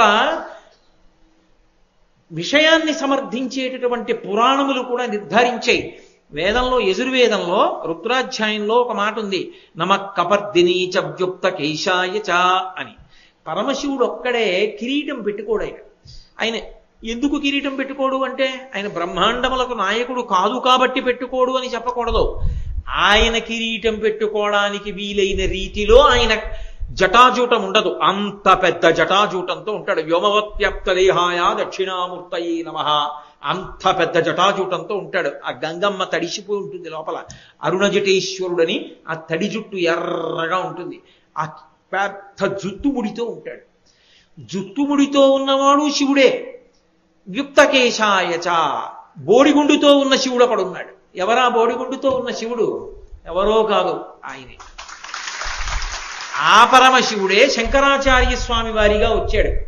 శంకరాచార్య స్వామిగా వచ్చిన వాడు శివుడే అని మీరు ఎలా చెప్పగలరు? శివావతారం అని ఎలా నిర్ధారించగలరు? వాయుపురాణం చెప్పింది.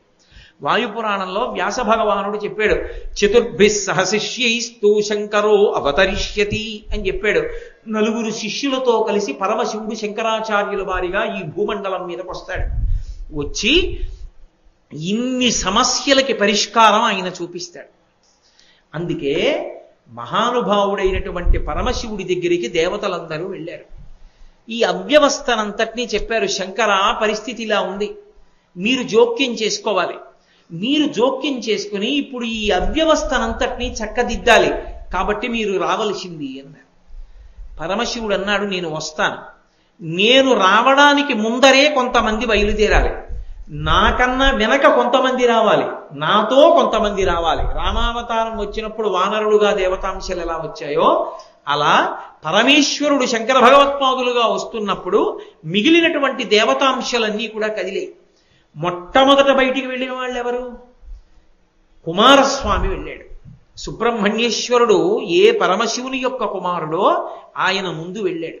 కుమరిల భట్టు అన్న పేరుతో వెళ్ళాడు.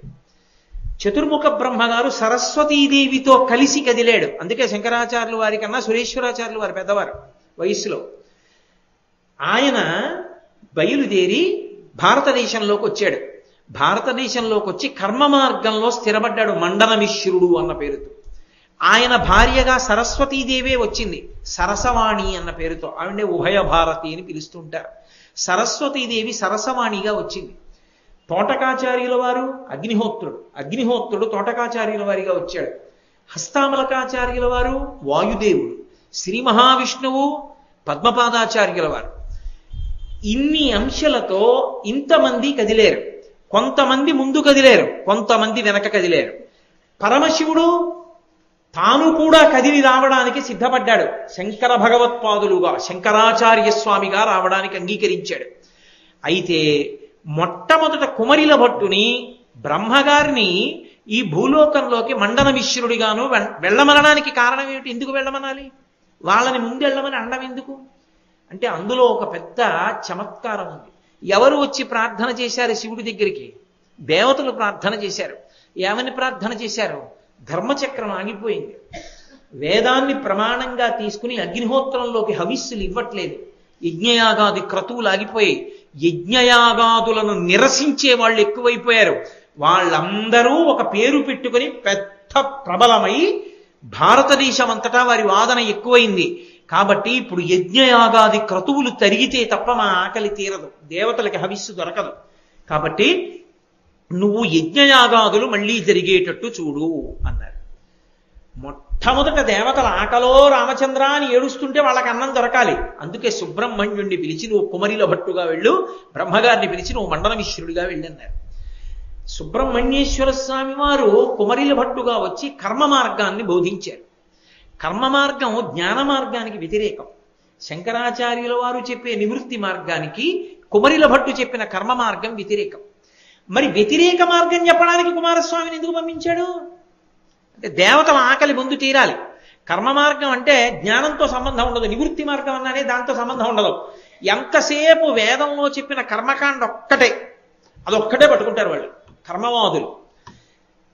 ఎలా స్నానం చేయమన్నారో అలా చేయడం, ఏది ఎలా చేయమన్నారో అలా చేయడం, అంతే. జ్ఞానంతో సంబంధం ఉండదు. ఇలా పుణ్యకర్మాచరణం చేస్తూ ఉండడం అంతే, అదొక్కటే.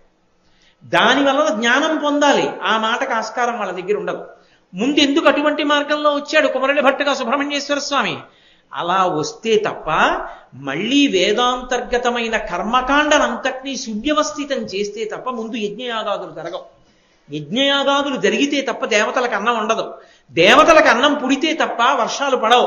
వర్షాలు పడితే తప్ప ముందు ప్రజలు బతకడానికి అవకాశం ఉండదు. అందుకే అవతారమునందు 2 విశేషాలు ఉంటాయి. మొదటిది దయ, రెండవది మాయను వశము చేసుకుని కూడా చేసుకోనట్టు ఉండుట. మీరు చాలా జాగ్రత్తగా పట్టుకోవాల్సి ఉంటుంది 2 విషయాలు. ఒకటి దయ, 2 మాయని వశం చేసుకుని కూడా చేసుకోనట్టు ఉంటారు ఒక్కొక్కసారి. ఎందుకలా అంటే మొట్టమొదటిది దయ. పరమశివుడు బయలుదేరి వస్తున్నాడంటే ఎందుకు వస్తున్నాడు? దయతో వస్తున్నాడు. శ్రీ మహావిష్ణువు రామావతారంగా వచ్చారంటే ఎందుకు వచ్చారు? దయతో వచ్చారు. శ్రీ మహావిష్ణువు కృష్ణావతారంగా వచ్చారంటే ఎందుకు వచ్చారు? దయతో వచ్చారు. అరే పాపం వీళ్ళు పాడైపోతున్నారే, వీళ్ళని మనం రక్షించాలని చెప్పి వచ్చారు. సౌందర్యలహరిలో శంకరాచార్యులు వారు అంటారు, అమ్మవారుట ఎప్పుడు కనుబొమలు ఇలా చిట్లించి ఉంటుంది. ఇలా చిట్లించి ఉంటే భయం కదా మనకి. ఇలా ఉందనుకోండి సంతోషంగా దగ్గరికి వెళ్తాం, ఇలా ఉందనుకోండి కోపంగా ఉంటే కదా ఇలా ముడేస్తారు. మరి ఇలా ఉంటే మనకు భయం ఏదు దగ్గరికి వెళ్ళడానికి. భ్రువౌ భుగ్నే కించిత్ భువన భయభంగ వ్యసనిని అన్నారు శంకరాచార్యులు. ఇలా ఎందుకు ఉంటుందంటేట కోపంతో కాదుట, భువన భయభంగ వ్యసనిని. అరే నా పిల్లలు వీళ్ళందరూ పాడైపోతున్నారు రా, వీళ్ళు ఎలా బాగుపడతారు, వీళ్ళు ఎప్పటికీ మంచి మార్గం తెలుసుకుంటారని అమ్మ ఇలా ఉంటుంది. అంటే ముడివీయడంలో కోపం కాదు, దయ. మన గురించి తాపత్రయపడుతూ ఉంటుంది. పరమేశ్వరుడు అవతారంగా కిందకి ఎందుకు వస్తాడంటే మన మీద దయతో వస్తాడు. దయతో కిందకొచ్చినటువంటి అవతారంలో ఉన్న పరమేశ్వరుడికి మాయ అధీనమై ఉంటుంది. ఆయన మాయకు వశుడు కాడు. వశుడు కాకపోయినా తాను కూడా వశుడైపోయినట్లు నటిస్తాడు ఒక్కొక్కసారి. ఎందుకో తెలుసా? అలా నటిస్తేనే మనం ఆదర్శంగా తీసుకుంటాం, లేకపోతే తీసుకోం. ఎందుకని అంటే నేను మీతో మాట చెప్తాను, తొందరగా పట్టేసుకోవడానికి మీకు ఉదాహరణ చెప్తాను. అలా ఒక ఆయన వచ్చి వెనకాతల ఏనుగును ఒక దాన్ని తీసుకొచ్చి, ఏమంటే నేను విశేషమైన వ్యాయామం చేశాను, నేను ఇలా భూమి మీద పడుకుని నా గుండెల మీద ఏనుగు 4 కాళ్ళు వేసి నించుంటుంది, నించుని దిగిపోతుంది, నాకేం అవదన్నాడు. ఏనుగు 4 కాళ్ళతో నించుంటుంది ఆ గుండెల మీద, నిలబెట్టుకుంటావా? నిలబెట్టుకుంటాను, నేను అంత వ్యాయామం చేశాను, అంత సాధన చేశాను. ఏది చూపించు. పడుకున్నాడు. ఏనుగుని పిలిచారు, 4 కాళ్ళతోటి గుండెల మీద ఎక్కింది, దిగిపోయింది. ఇప్పుడు ఆయన గుండెల మీద ఏనుగుని ఎక్కించుకున్నాడని మనం ఎక్కించుకుంటామా? అబ్బో ఆయన ఎంత వ్యాయామం చేశాడండి, ఎంత సాధన చేశాడండి, అందుకు ఏనుగుని ఎక్కించుకున్నాడు, మనం ఎక్కడ ఎక్కించుకుంటామంటే వదిలేస్తాం. భగవంతుడు కూడా అన్ని వేళలా అవతారంలో మాయకి అతీతంగా ఉన్నాడు అనుకోండి, ఆయన భగవంతుడు కదండి, చెల్లిందంట. ఏనుగు ఎక్కించుకున్న వాడిని వదిలేసినట్టే ఈశ్వరుని కూడా వదిలేస్తాం. అప్పుడు అవతారం పోతుంది, అవతారం యొక్క ప్రయోజనం ఉండదు. అందుకని ఆయన కూడా మాయకి వశపడిపోయినట్టు నటిస్తాడు. నటిస్తే మనకి దగ్గరగా వస్తాడు. చూసావా మనలాగే ఉన్నాడు కానీ ఎంత ఓర్పు పట్టాడురా అని రామనామని చెప్తాం. రాముడు సీతమ్మ కనపడకపోతే కొండల్ని గుట్టల్ని ఏటిని గోదావరిని పట్టుకుని ఏడుస్తూ పరిగెత్తాడు అనుకోండి, అయ్యో రాముడు పాపం ఎంత బాధపడ్డాడో, అంత బాధపడ్డా ధర్మానికి కట్టుబడ్డాడండి, మనము కట్టుబడాలంటాం. నిజంగా రాముడు మాయకి వశుడై కాదు, వశుడైనట్టు నటిస్తాడు. ఎందుకంటే మనను ఉద్ధరించడానికి. తాతగారు చిన్న పిల్లాడితో మనవడితో కలిసి ఆడుతూ ఉంటాడు. మనవడితో కలిసి ఆడుతున్నప్పుడు ఏదో క్రికెట్ ఆడుకుంటున్నారు ఇద్దరు. తాతగారు తనకి బలం ఉంది కదా అని వేసిన బంతిని అల్లా కొట్టేస్తాడు. ఏంటి కొట్టడం? ఏదో మనవడు కొడుతుంటే 4 మాటలు ఇలా కొద్దిగా పక్కకు కొడతాడు. తాతగారండి మీరు ఎంతగా అవుట్ అవ్వట్లేదు తాతగారండి అంటాడు. అంటే ఆయనే ఓ క్యాచ్ ఇచ్చేసి అవుట్ అయిపోతాడు. తాతగారు ఎందుకంత కిందకు వచ్చేసాడు? మనవడి కోసం. మనవడి కోసం తను శక్తి ఉన్న శక్తి లేనివాడిలా నటించి మనవడికి దగ్గరైనట్టు, మనవడికి ప్రీతి కల్పించినట్టు, మనకి బాగా దగ్గరవడానికి పరమేశ్వరుడు మాయకి వశుడైనట్లు నటిస్తాడు తప్ప ఆయన నిజంగా మాయకి వశపడిపోయాడని మనం అనుకోకూడదు. అందుకే అది శంకరాచార్య స్వామి వారి అవతారానికి కూడా మినహాయింపు కాదు. శంకర భగవత్పాదుల ఇంటికి దూరంగా పూర్ణా నది ప్రవహిస్తూ ఉండేది. అమ్మగారు రోజు వెళ్ళి స్నానం చేసేవారు. అందులో ఆర్యాంబ. ఒకరోజు జ్వరం వచ్చింది ఆవిడకి.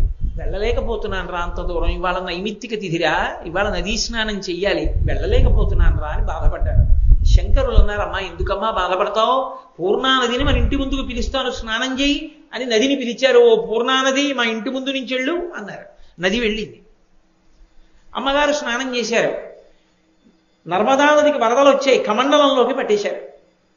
ఆ శంకరాచార్యుల వారు కాశీపట్టణంలో పరమశివుడు శిష్యుల్ని తన ప్రబలగణాల్ని కుక్కలుగా పెట్టుకుని వస్తూ ఉంటే పంచముడు అనుకుని ఏమీ తెలియని వారిలా ఆయన పరమశివుడిని తెలియని వారిలా నటించారు. చేసి మనీషా పంచకం చేశారు. నిజంగా శంకరాచార్యుల వారికి వస్తున్నవాడు శివుడని తెలియదా? తెలిసిపోతే మనీషా పంచకం మనకు ఎలా అందుతుంది? ధర్మసూక్ష్మం ఎలా అందుతుంది? అందదు. మనకి అందించాలంటే ఆయన తెలియని వారిలా ఉండాలి. అంటే మాయకి వశపడని వారయ్యుండి మాయకి వశపడిన వారిలా నటిస్తారు. అది అవతారము యొక్క లక్షణం. ప్రతి అవతారమునందు ఈ లక్షణాలు ఉంటాయి. అలా లేకపోతే మనుష్యులకు దగ్గర కావు అవతారాలు. అప్పుడు ప్రయోజనం ఉండదు అవతారానికి. అవతారము మనుష్యునికి దగ్గరవడానికి ఈ 2 లక్షణములను సంతరించుకుంటుంది. దయ, మాయకి వశపడినట్లు నటించుట. అందుకని శంకరాచార్యులు వారు ఏం చేశారు?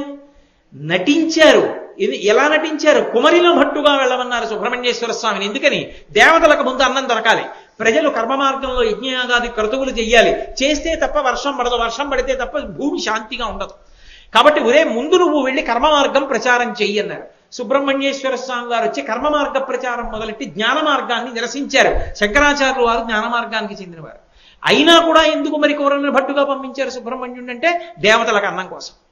పైగా ఇప్పుడు ముందు కుమరిల భట్టు వచ్చారు కాబట్టి మళ్ళీ అందరూ వేదం ఎలా చెప్పిందో అలా బ్రతకడం మొదలుపెట్టారు. అప్పుడు నేను ఒక చారిత్రక సత్యం చెప్తున్నాను. బౌద్ధ మతం ఈ దేశాన్ని విడిచిపెట్టి వెళ్ళిపోవడం ప్రారంభమైంది. కుమరిల భట్టు అవతారంలో సుబ్రహ్మణ్యుడు రావడం ప్రారంభం చేసిన తర్వాత ఆయన బోధ చేయడం మొదలెట్టాడు. బ్రహ్మగారు మండల మిశ్రుడిగా వచ్చాడు.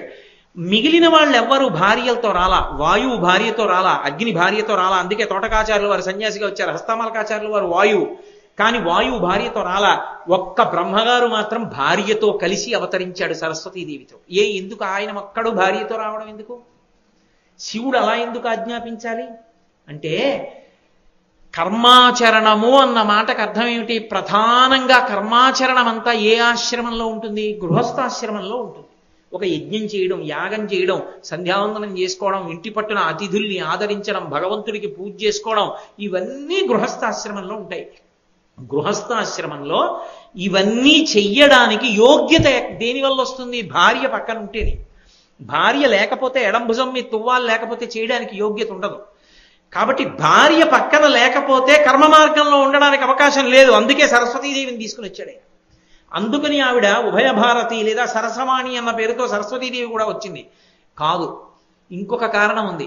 శంకరాచార్యుల వారి యొక్క జ్ఞాన వైభవాన్ని తట్టుకుని ఈయన సర్వజ్ఞుడు అని ప్రకటించాలంటే సరస్వతీదేవి తప్ప అన్యులకు సాధ్యం కాదు. తీర్పు చెప్పాలంటే ఒకానొక సందర్భం, 2 సందర్భాల్లో తీర్పు చెప్పవలసి వచ్చింది. అందుకని సరస్వతీదేవి ఈ భూమి మీదకి వచ్చింది సరసవాణిగా. నేను మీకు ఎదరై 5 రోజుల్లో చూపిస్తాను ఆ ఘట్టం ఎక్కడ వస్తుందో. కాబట్టి వీళ్ళందరూ ముందొచ్చారు. ఇప్పుడు వెనక శంకరాచార్య స్వామి వారి అవతారం రావాలి. అవతారం రావడం అంటే తేలికే, కానీ అవతారం రావాలంటే ఎక్కడ రావాలి? ఈ భూమండలంలో ఎక్కడ పుట్టాలి? ఎవరి ఇంట్లో పుట్టాలి?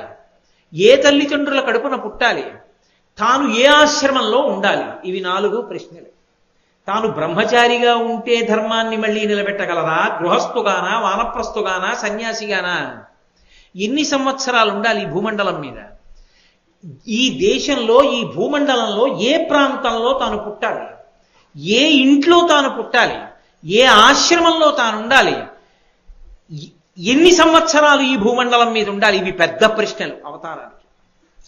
ఈ 4 ప్రశ్నలకి పరిష్కారంగా ఆయన మొట్టమొదట ఎంచుకున్నది ఏది అంటే, నేను అవతార స్వీకారం చేసినప్పుడు కేరళ రాష్ట్రంలో స్వీకరిస్తాను, కేరళ రాష్ట్రంలో పుడతాను. కేరళ రాష్ట్రము అనే పేరు ఎందుకు వచ్చిందంటే కొబ్బరి చెట్లు విపరీతంగా ఉంటాయి కాబట్టి కాదు, సముద్రమునకు పక్కన ఉన్నటువంటి భూభాగము కనుక కేరళ అని పేరు.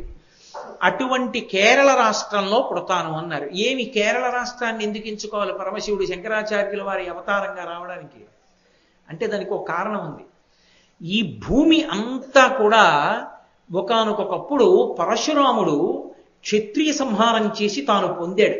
21 మార్లు భూమి అంతటినీ పర్యటించి ఏవో 1-2 వంశాలు, రామచంద్రమూర్తి పుట్టిన ఇక్ష్వాకు వంశం లాంటి వంశాన్ని తప్ప మిగిలిన వంశాలన్నీ అంతరించిపోయి అందరినీ చంపేశాడు తన గండ్రగొడ్డలతో. తండ్రిని ఆ కార్తవీర్యార్జునుడు సంహరించాడన్న క్రోధాన్ని కడుపులో పెట్టుకుని సంహారం చేశాడు. 21 మార్లు తిరిగి క్షత్రియులందరినీ సంహరించిన తరువాత సమస్త భూభాగము తనదైపోయింది. ఇంత భూభాగము తనదైపోయిన తర్వాత చాలా బాధపడ్డాడు. పుట్టినది బ్రాహ్మణుడిగా పుట్టాను, చేసినది క్షత్రియ సంహారం చేశాను, ఏకంగా శమంతక పంచకాన్ని నిర్మించా, ఈ నెత్తుటితో 5 సరోవరాలు పెట్టాడు హిమాలయ పర్వతాల మీద. మీరు ఆరణ్య పర్వంలో విన్నారు, అవి పవిత్ర జలాలయ్యాయి ఆయన ప్రార్థనకి తర్వాతి కాలంలో. ఇంత సంహార ప్రక్రియ చేశాను బ్రాహ్మణుడనయ్యుండి, కాబట్టి ఇప్పుడు ప్రాయశ్చిత్తంగా ఈ భూమినంతటినీ దానం చేసేస్తానన్నాడు. ఈ భూమినంతటినీ దానం చెయ్యాలి అంటే దానం పట్టుకోవడానికి యోగ్యుడు దొరకాలి. ఎవడికి పడితే వాడికి ఏది పడితే దానం చేయకూడదు. ధర్మశాస్త్రం తెలిసి అది ఆయనకి యుక్తమైతే, అది ఆయనకి చెందినదై ఉండవచ్చు అన్న సమర్థుడికి మాత్రమే దానం చెయ్యాలి తప్ప ఏది పడితే అది ఎవరికి పడితే వాళ్ళకి దానం చేయకూడదు. ఇంత భూమిని, సమస్త భూభాగాన్ని దానం పుచ్చుకోవాలంటే ఎవరు పుచ్చుకోవాలి? ఈ భూమండలం మీద ఉన్న సమస్త ప్రాణులకు తండ్రి ఒక్కడే. రాక్షసులు కానివ్వండి, క్రిమికీటకాలు కానివ్వండి, పాములు కానివ్వండి, తేళ్లు, జెర్రిలు దగ్గర నుంచి సమస్త ప్రాణులకు తండ్రి ఒక్కడే, కశ్యప ప్రజాపతి. ప్రజాపతులు ఎందరో ఉన్నారు, కానీ పేరు పక్కన ప్రజాపతి అని పెట్టి పిలవం. ఒక్క కశ్యపుణ్ణి మాత్రం కశ్యప ప్రజాపతి అంటాం. ఎందుకని ఆ గౌరవం ఇచ్చారంటే, ప్రజాపతి శబ్దం ఎందుకు కలిపారంటే ఆయనకి పేరులో కలిపి పిలుస్తారు. ఇంతమందికి ఆయన తండ్రి. దితి అదితి వలననే వచ్చింది సంతానం అంతా, అలాగే మిగిలిన వారి వల్ల వచ్చింది.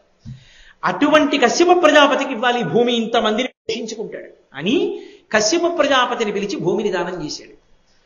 ఆ దానం పుచ్చేసుకుని కశ్యప ప్రజాపతి అన్నాడు, ఈ భూమినంతా నాకు దానం చేసేశావు, ఈ భూమిని నాకు దానం చేసిన తర్వాతకి నీది కాదు. నీవు దానము చేసేసి నీది కాని దాని మీద నువ్వు ఉంటే నువ్వు దానం ఇచ్చింది మళ్ళీ నువ్వు అనుభవించినట్టు. నాకు మీరు పంచల్చాపు ఇచ్చేసి, అయ్యో పెద్ద అంచండి మేము చూడలేదు మళ్ళీ ఇచ్చేయండి, ఆదివారం మేము కట్టుకుంటాం, సోమవారం మీరు కట్టుకోండి అన్నారు అనుకున్న దానం అవుతుందా? అవదు. ఇచ్చేయడం అంటే ఇచ్చేయడమే, ఇక మీరు అనుభవించకూడదు. ఇదం నమమా, ఇది నాది కాదని ఇచ్చేయాలి. మరి భూమినంతా నాకు ఇచ్చేస్తే మళ్ళీ నువ్వు దీని మీద ఎలా ఉంటావు? ఉండడానికి వీల్లేదు, వెళ్ళిపోమన్నారు. ఎక్కడికి వెళ్ళిపోవాలి పరశురాముడు అంటే? మరి ఎందుకన్నాడండి కశ్యప ప్రజాపతి అలా? పరశురాముణ్ణి అలా అంటే ఈ దేశానికి ఒక మహోపకారం జరుగుతుంది అని తెలుసు కశ్యప ప్రజాపతికి, అందుకన్నాడు. ఇప్పుడు పరశురాముడు ఏం చేశాడంటే, ఈ భూమి యొక్క చిట్ట చివర ఎక్కడుందో చూశాడు. హద్దు సముద్రం కాదు, పక్కన సముద్రం ఉండాలి. పక్కన సముద్రం ఉన్న వరకు వెళ్ళాడు. వెళ్ళి కేరళ రాష్ట్రం లేదప్పుడు, యువతలకి సముద్రం ఉంది, అక్కడ నిలబడి సహ్యాద్రి పర్వతం మీద నిలబడ్డాడు. నిలబడి సముద్రుడి వంక చూశాడు. చూసి, ఓ సముద్రుడా, నాకు ఇప్పుడు భూమి లేదు నిలబడడానికి, కశ్యప ప్రజాపతి వెళ్ళిపోమన్నాడు, అందుకని నీలో ఉన్న కొంత భూమిని నాకి నువ్వు వెనక్కి జరుగన్నాడు. ఆ భూమి తను దానం చేసిన భూమిలో లేదుగా, అందుకని కొంత భూమిని విడిచిపెట్టి వెనక్కి వెళ్ళన్నాడు. అసలే పరశురాముడు ఆయన అనుకున్నంత వదలలేదనుకోండి మళ్ళీ గండ్రగొడ్డలు తీస్తాడు, ఎక్కువ వదిలేడు అనుకోండి అంతెందుకని గండ్రగొడ్డలు తీస్తాడు. అందుకని ఆయన అన్నాడు భయపడి, నేను ఇవ్వడం కాదు, నువ్వే నీ చేతిలో ఉన్న గండ్రగొడ్డల్ని విసురు, అది ఎక్కడ పడితే అక్కడ వరకు నేను వెనక్కి వెళ్ళిపోతానన్నాడు. సరేనని సహ్యాద్రి పర్వతం మీద నిలబడి పరశురాముడు విసిరాడు గడ్రగొట్టాలి. అది సముద్రంలో ఎక్కడ తగిలి కెరటం పైకి లేచిందో అక్కడి వరకు సముద్రుడు వెనక్కి వెళ్ళిపోయాడు. వెళ్ళిపోతే భూభాగం బయటికి వచ్చింది. దాన్ని పరశురామ క్షేత్రము అంటారు. అవన్నీ పరశురామ క్షేత్రాలు. ఇప్పుడు మనం చూస్తున్నటువంటి క్షేత్రాలు ఉన్నాయే, మూకాంబిక, ఆ క్షేత్రాలు ఉన్నటువంటి భూభాగములన్నీ పరశురాముడు సముద్రంలోంచి పైకి తీసుకొచ్చాడు. ఆ భూభాగములన్నే కేరళ రాష్ట్రం.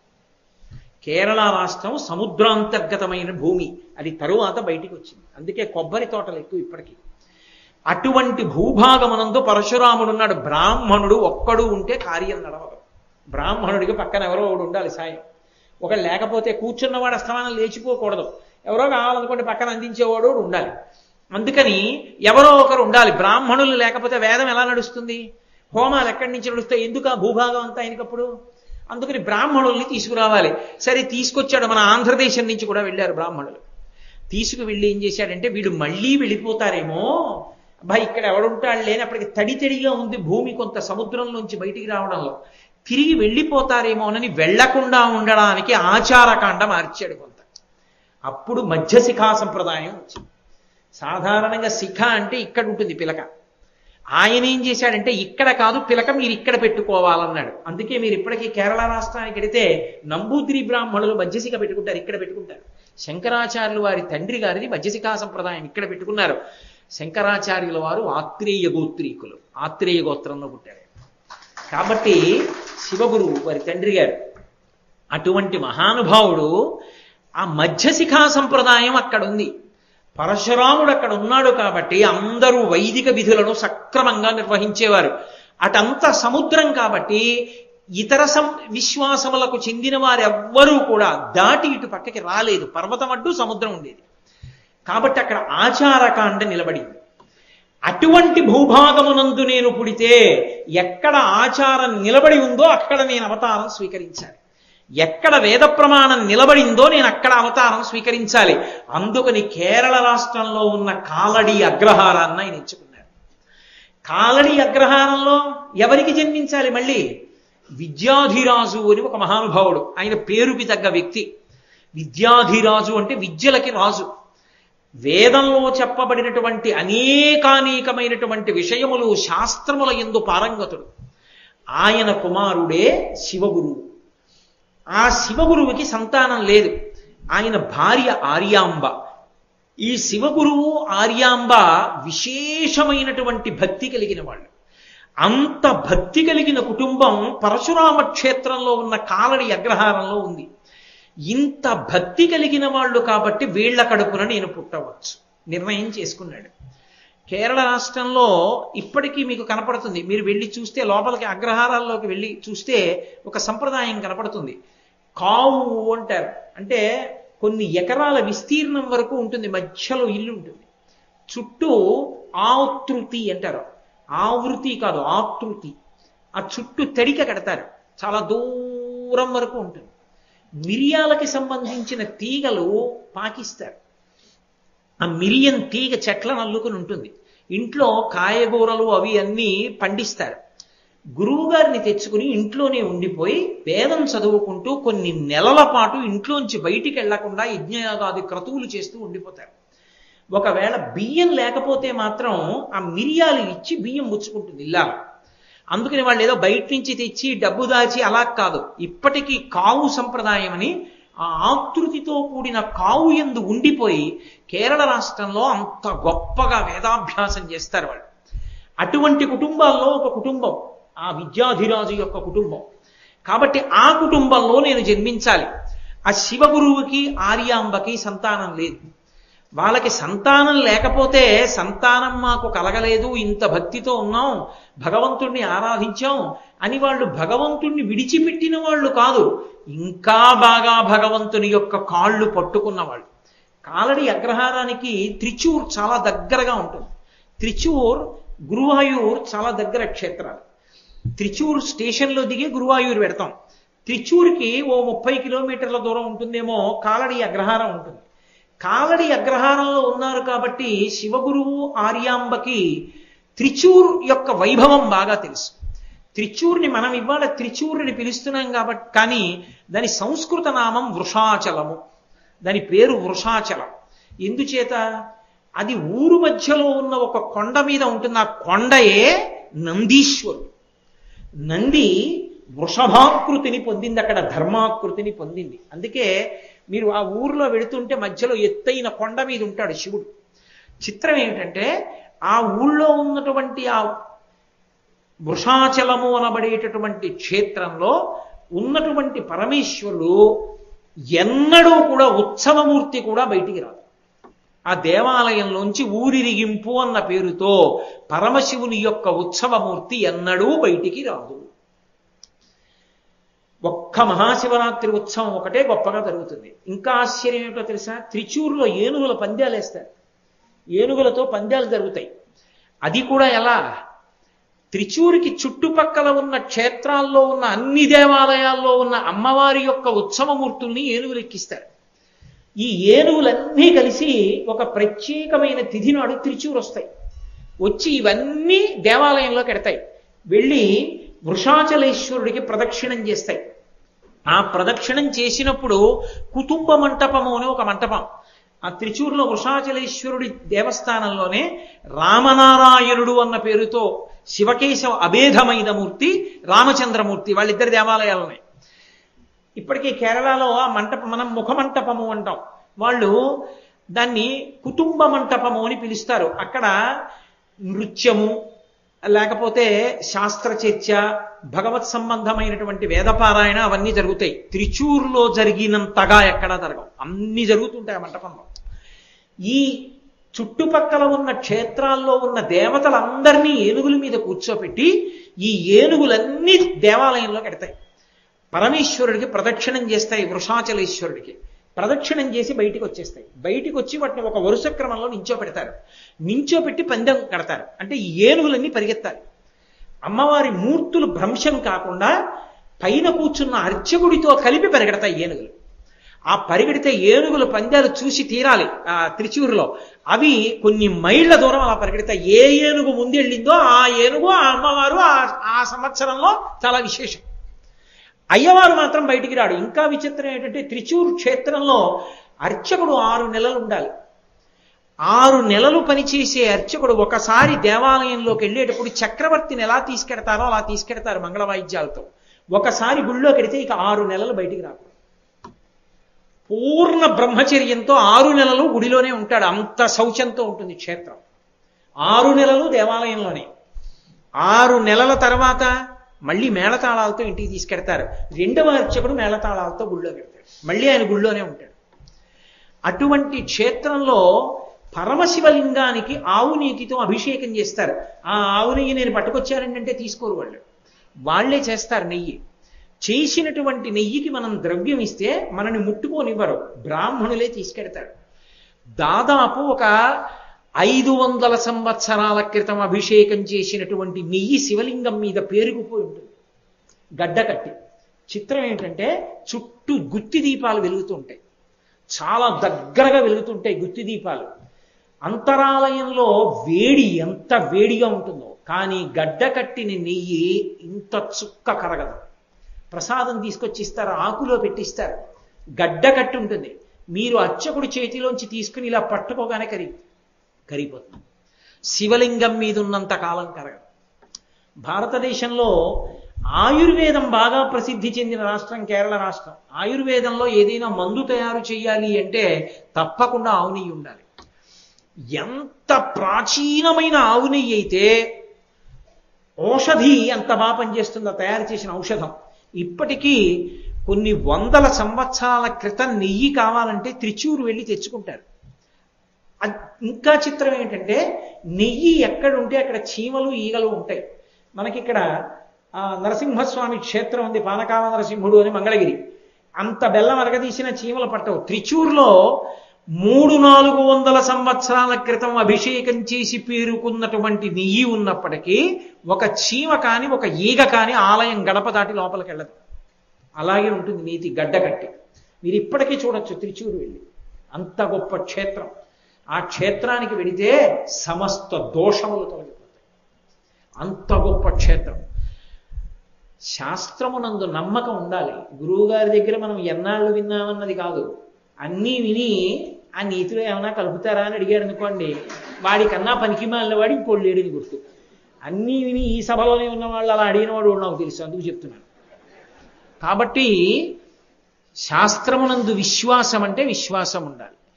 త్రిచూర్ లాంటి క్షేత్రాల్ని పట్టుకుని పరిహాసాస్పదంగా మాట్లాడకూడదు. ఓసారి ఆ క్షేత్రానికి ఎడితే తెలుస్తుంది ఆ క్షేత్ర వైభవం ఏమిటో. నోరు ఉంది కదా అని ఏవి పడితే అవి మాట్లాడకూడదు, అదుపులో ఉంచుకుని మాట్లాడాలి. అనవసరపు ప్రలాపనలు మంచివి కావు. ఇప్పటికీ అంత శౌచాన్ని నిర్వహిస్తారు ఆ దేవాలయంలో.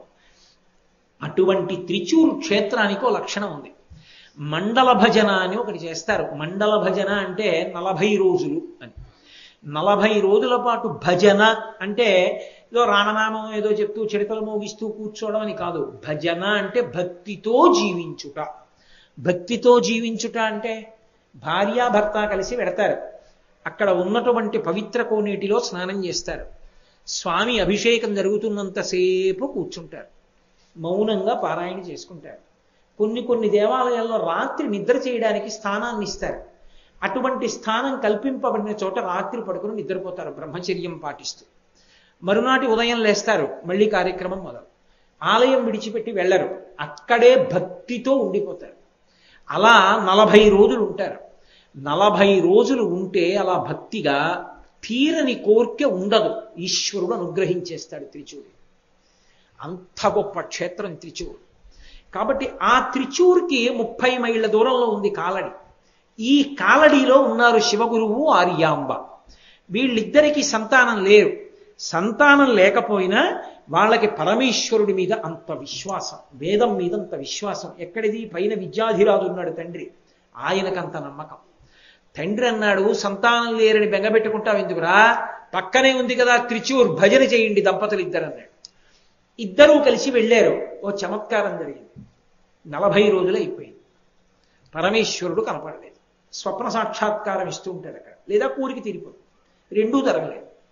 వాళ్ళు బాధపడ్డారు. శివగురువు వెళ్ళి ఆర్యాంబతో ఒక మాట అన్నాడు. ఆర్యాంబ, ఇన్నాళ్ళు ఇక్కడ నేను భజన చేశాను, నువ్వు చేశావు, ఇంత కష్టపడ్డాం, శివానుగ్రహం కలగలేదు, భగవంతుడు ఉన్నాడంటావా అన్నాడు.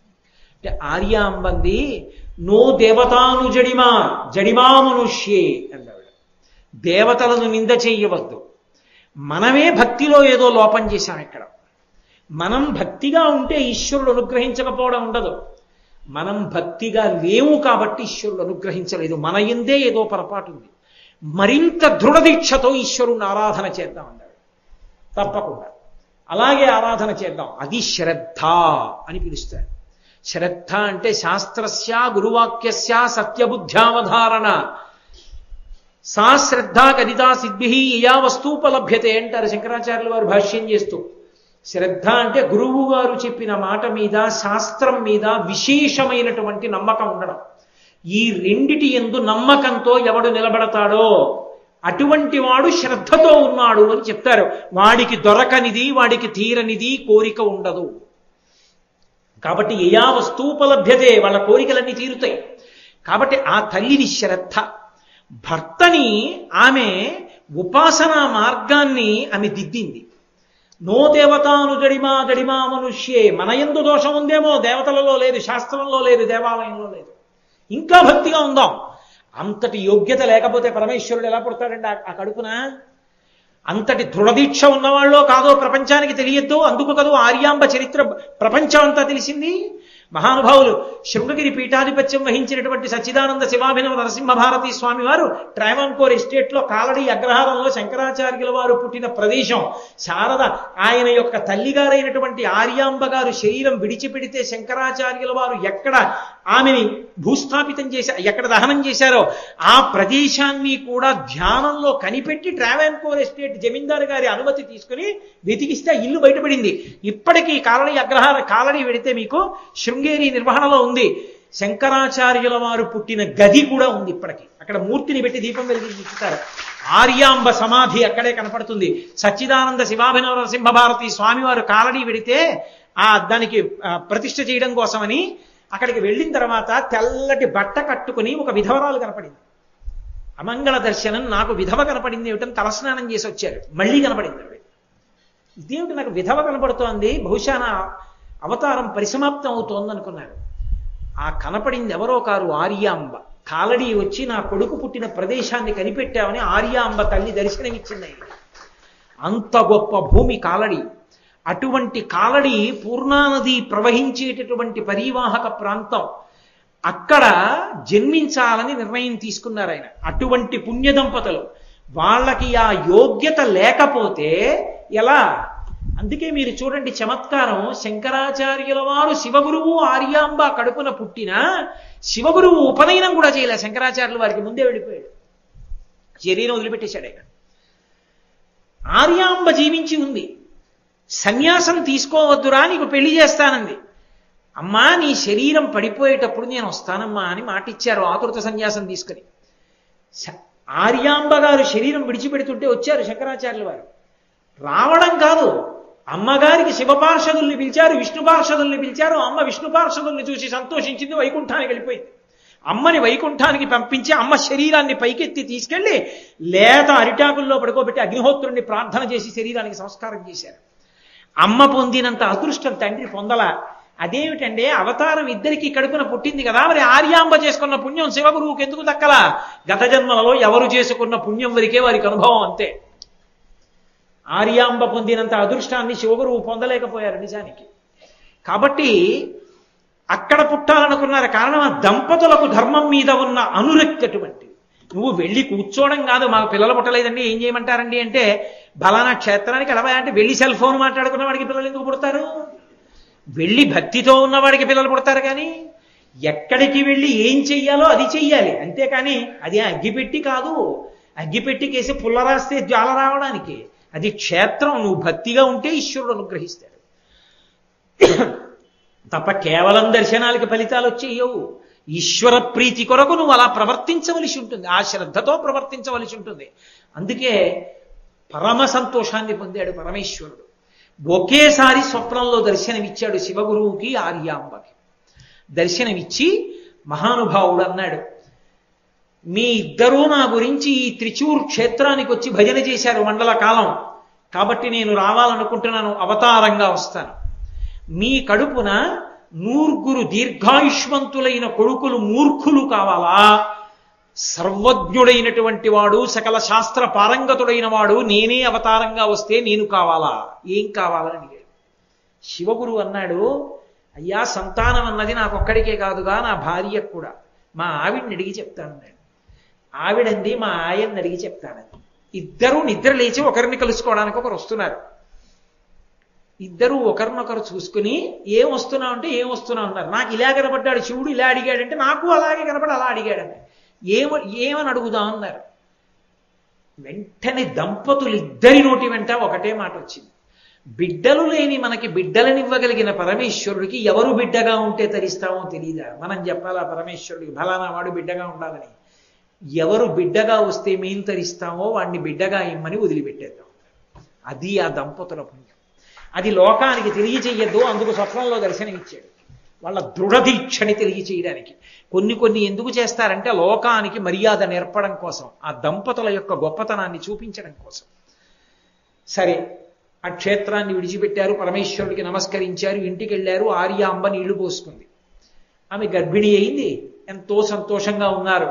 వైశాఖమాస శుక్లపక్ష పంచమి వచ్చింది. వైశాఖమాస శుక్లపక్ష పంచమి నాడు మహానుభావుడైనటువంటి పరమశివుడు శంకర భగవత్పాదులుగా ఆవిర్భవించారు. ఆయన పుట్టడమే వైశాఖ మాసాన్ని ఎంచుకున్నారు. చైత్ర వైశాఖ మాసములు రెండు కూడా వసంత ఋతువు. ఈ 2 మాసములకు ఒక ప్రత్యేకత ఉంది. అసలు మనిషిగా ఎలా బ్రతకాలో చెప్పినటువంటి మహాపురుషులైన 2 పుట్టిన నెలలు ఈ 2. ఒకటి చైత్రమాసంలో వచ్చిన వాడు రామచంద్ర ప్రభు. వైశాఖ మాస శుక్లపక్ష పంచమి నాడు వచ్చి లోకం ఎలా తరించాలో నేర్పిన వారు శంకర భగవత్పాదులు.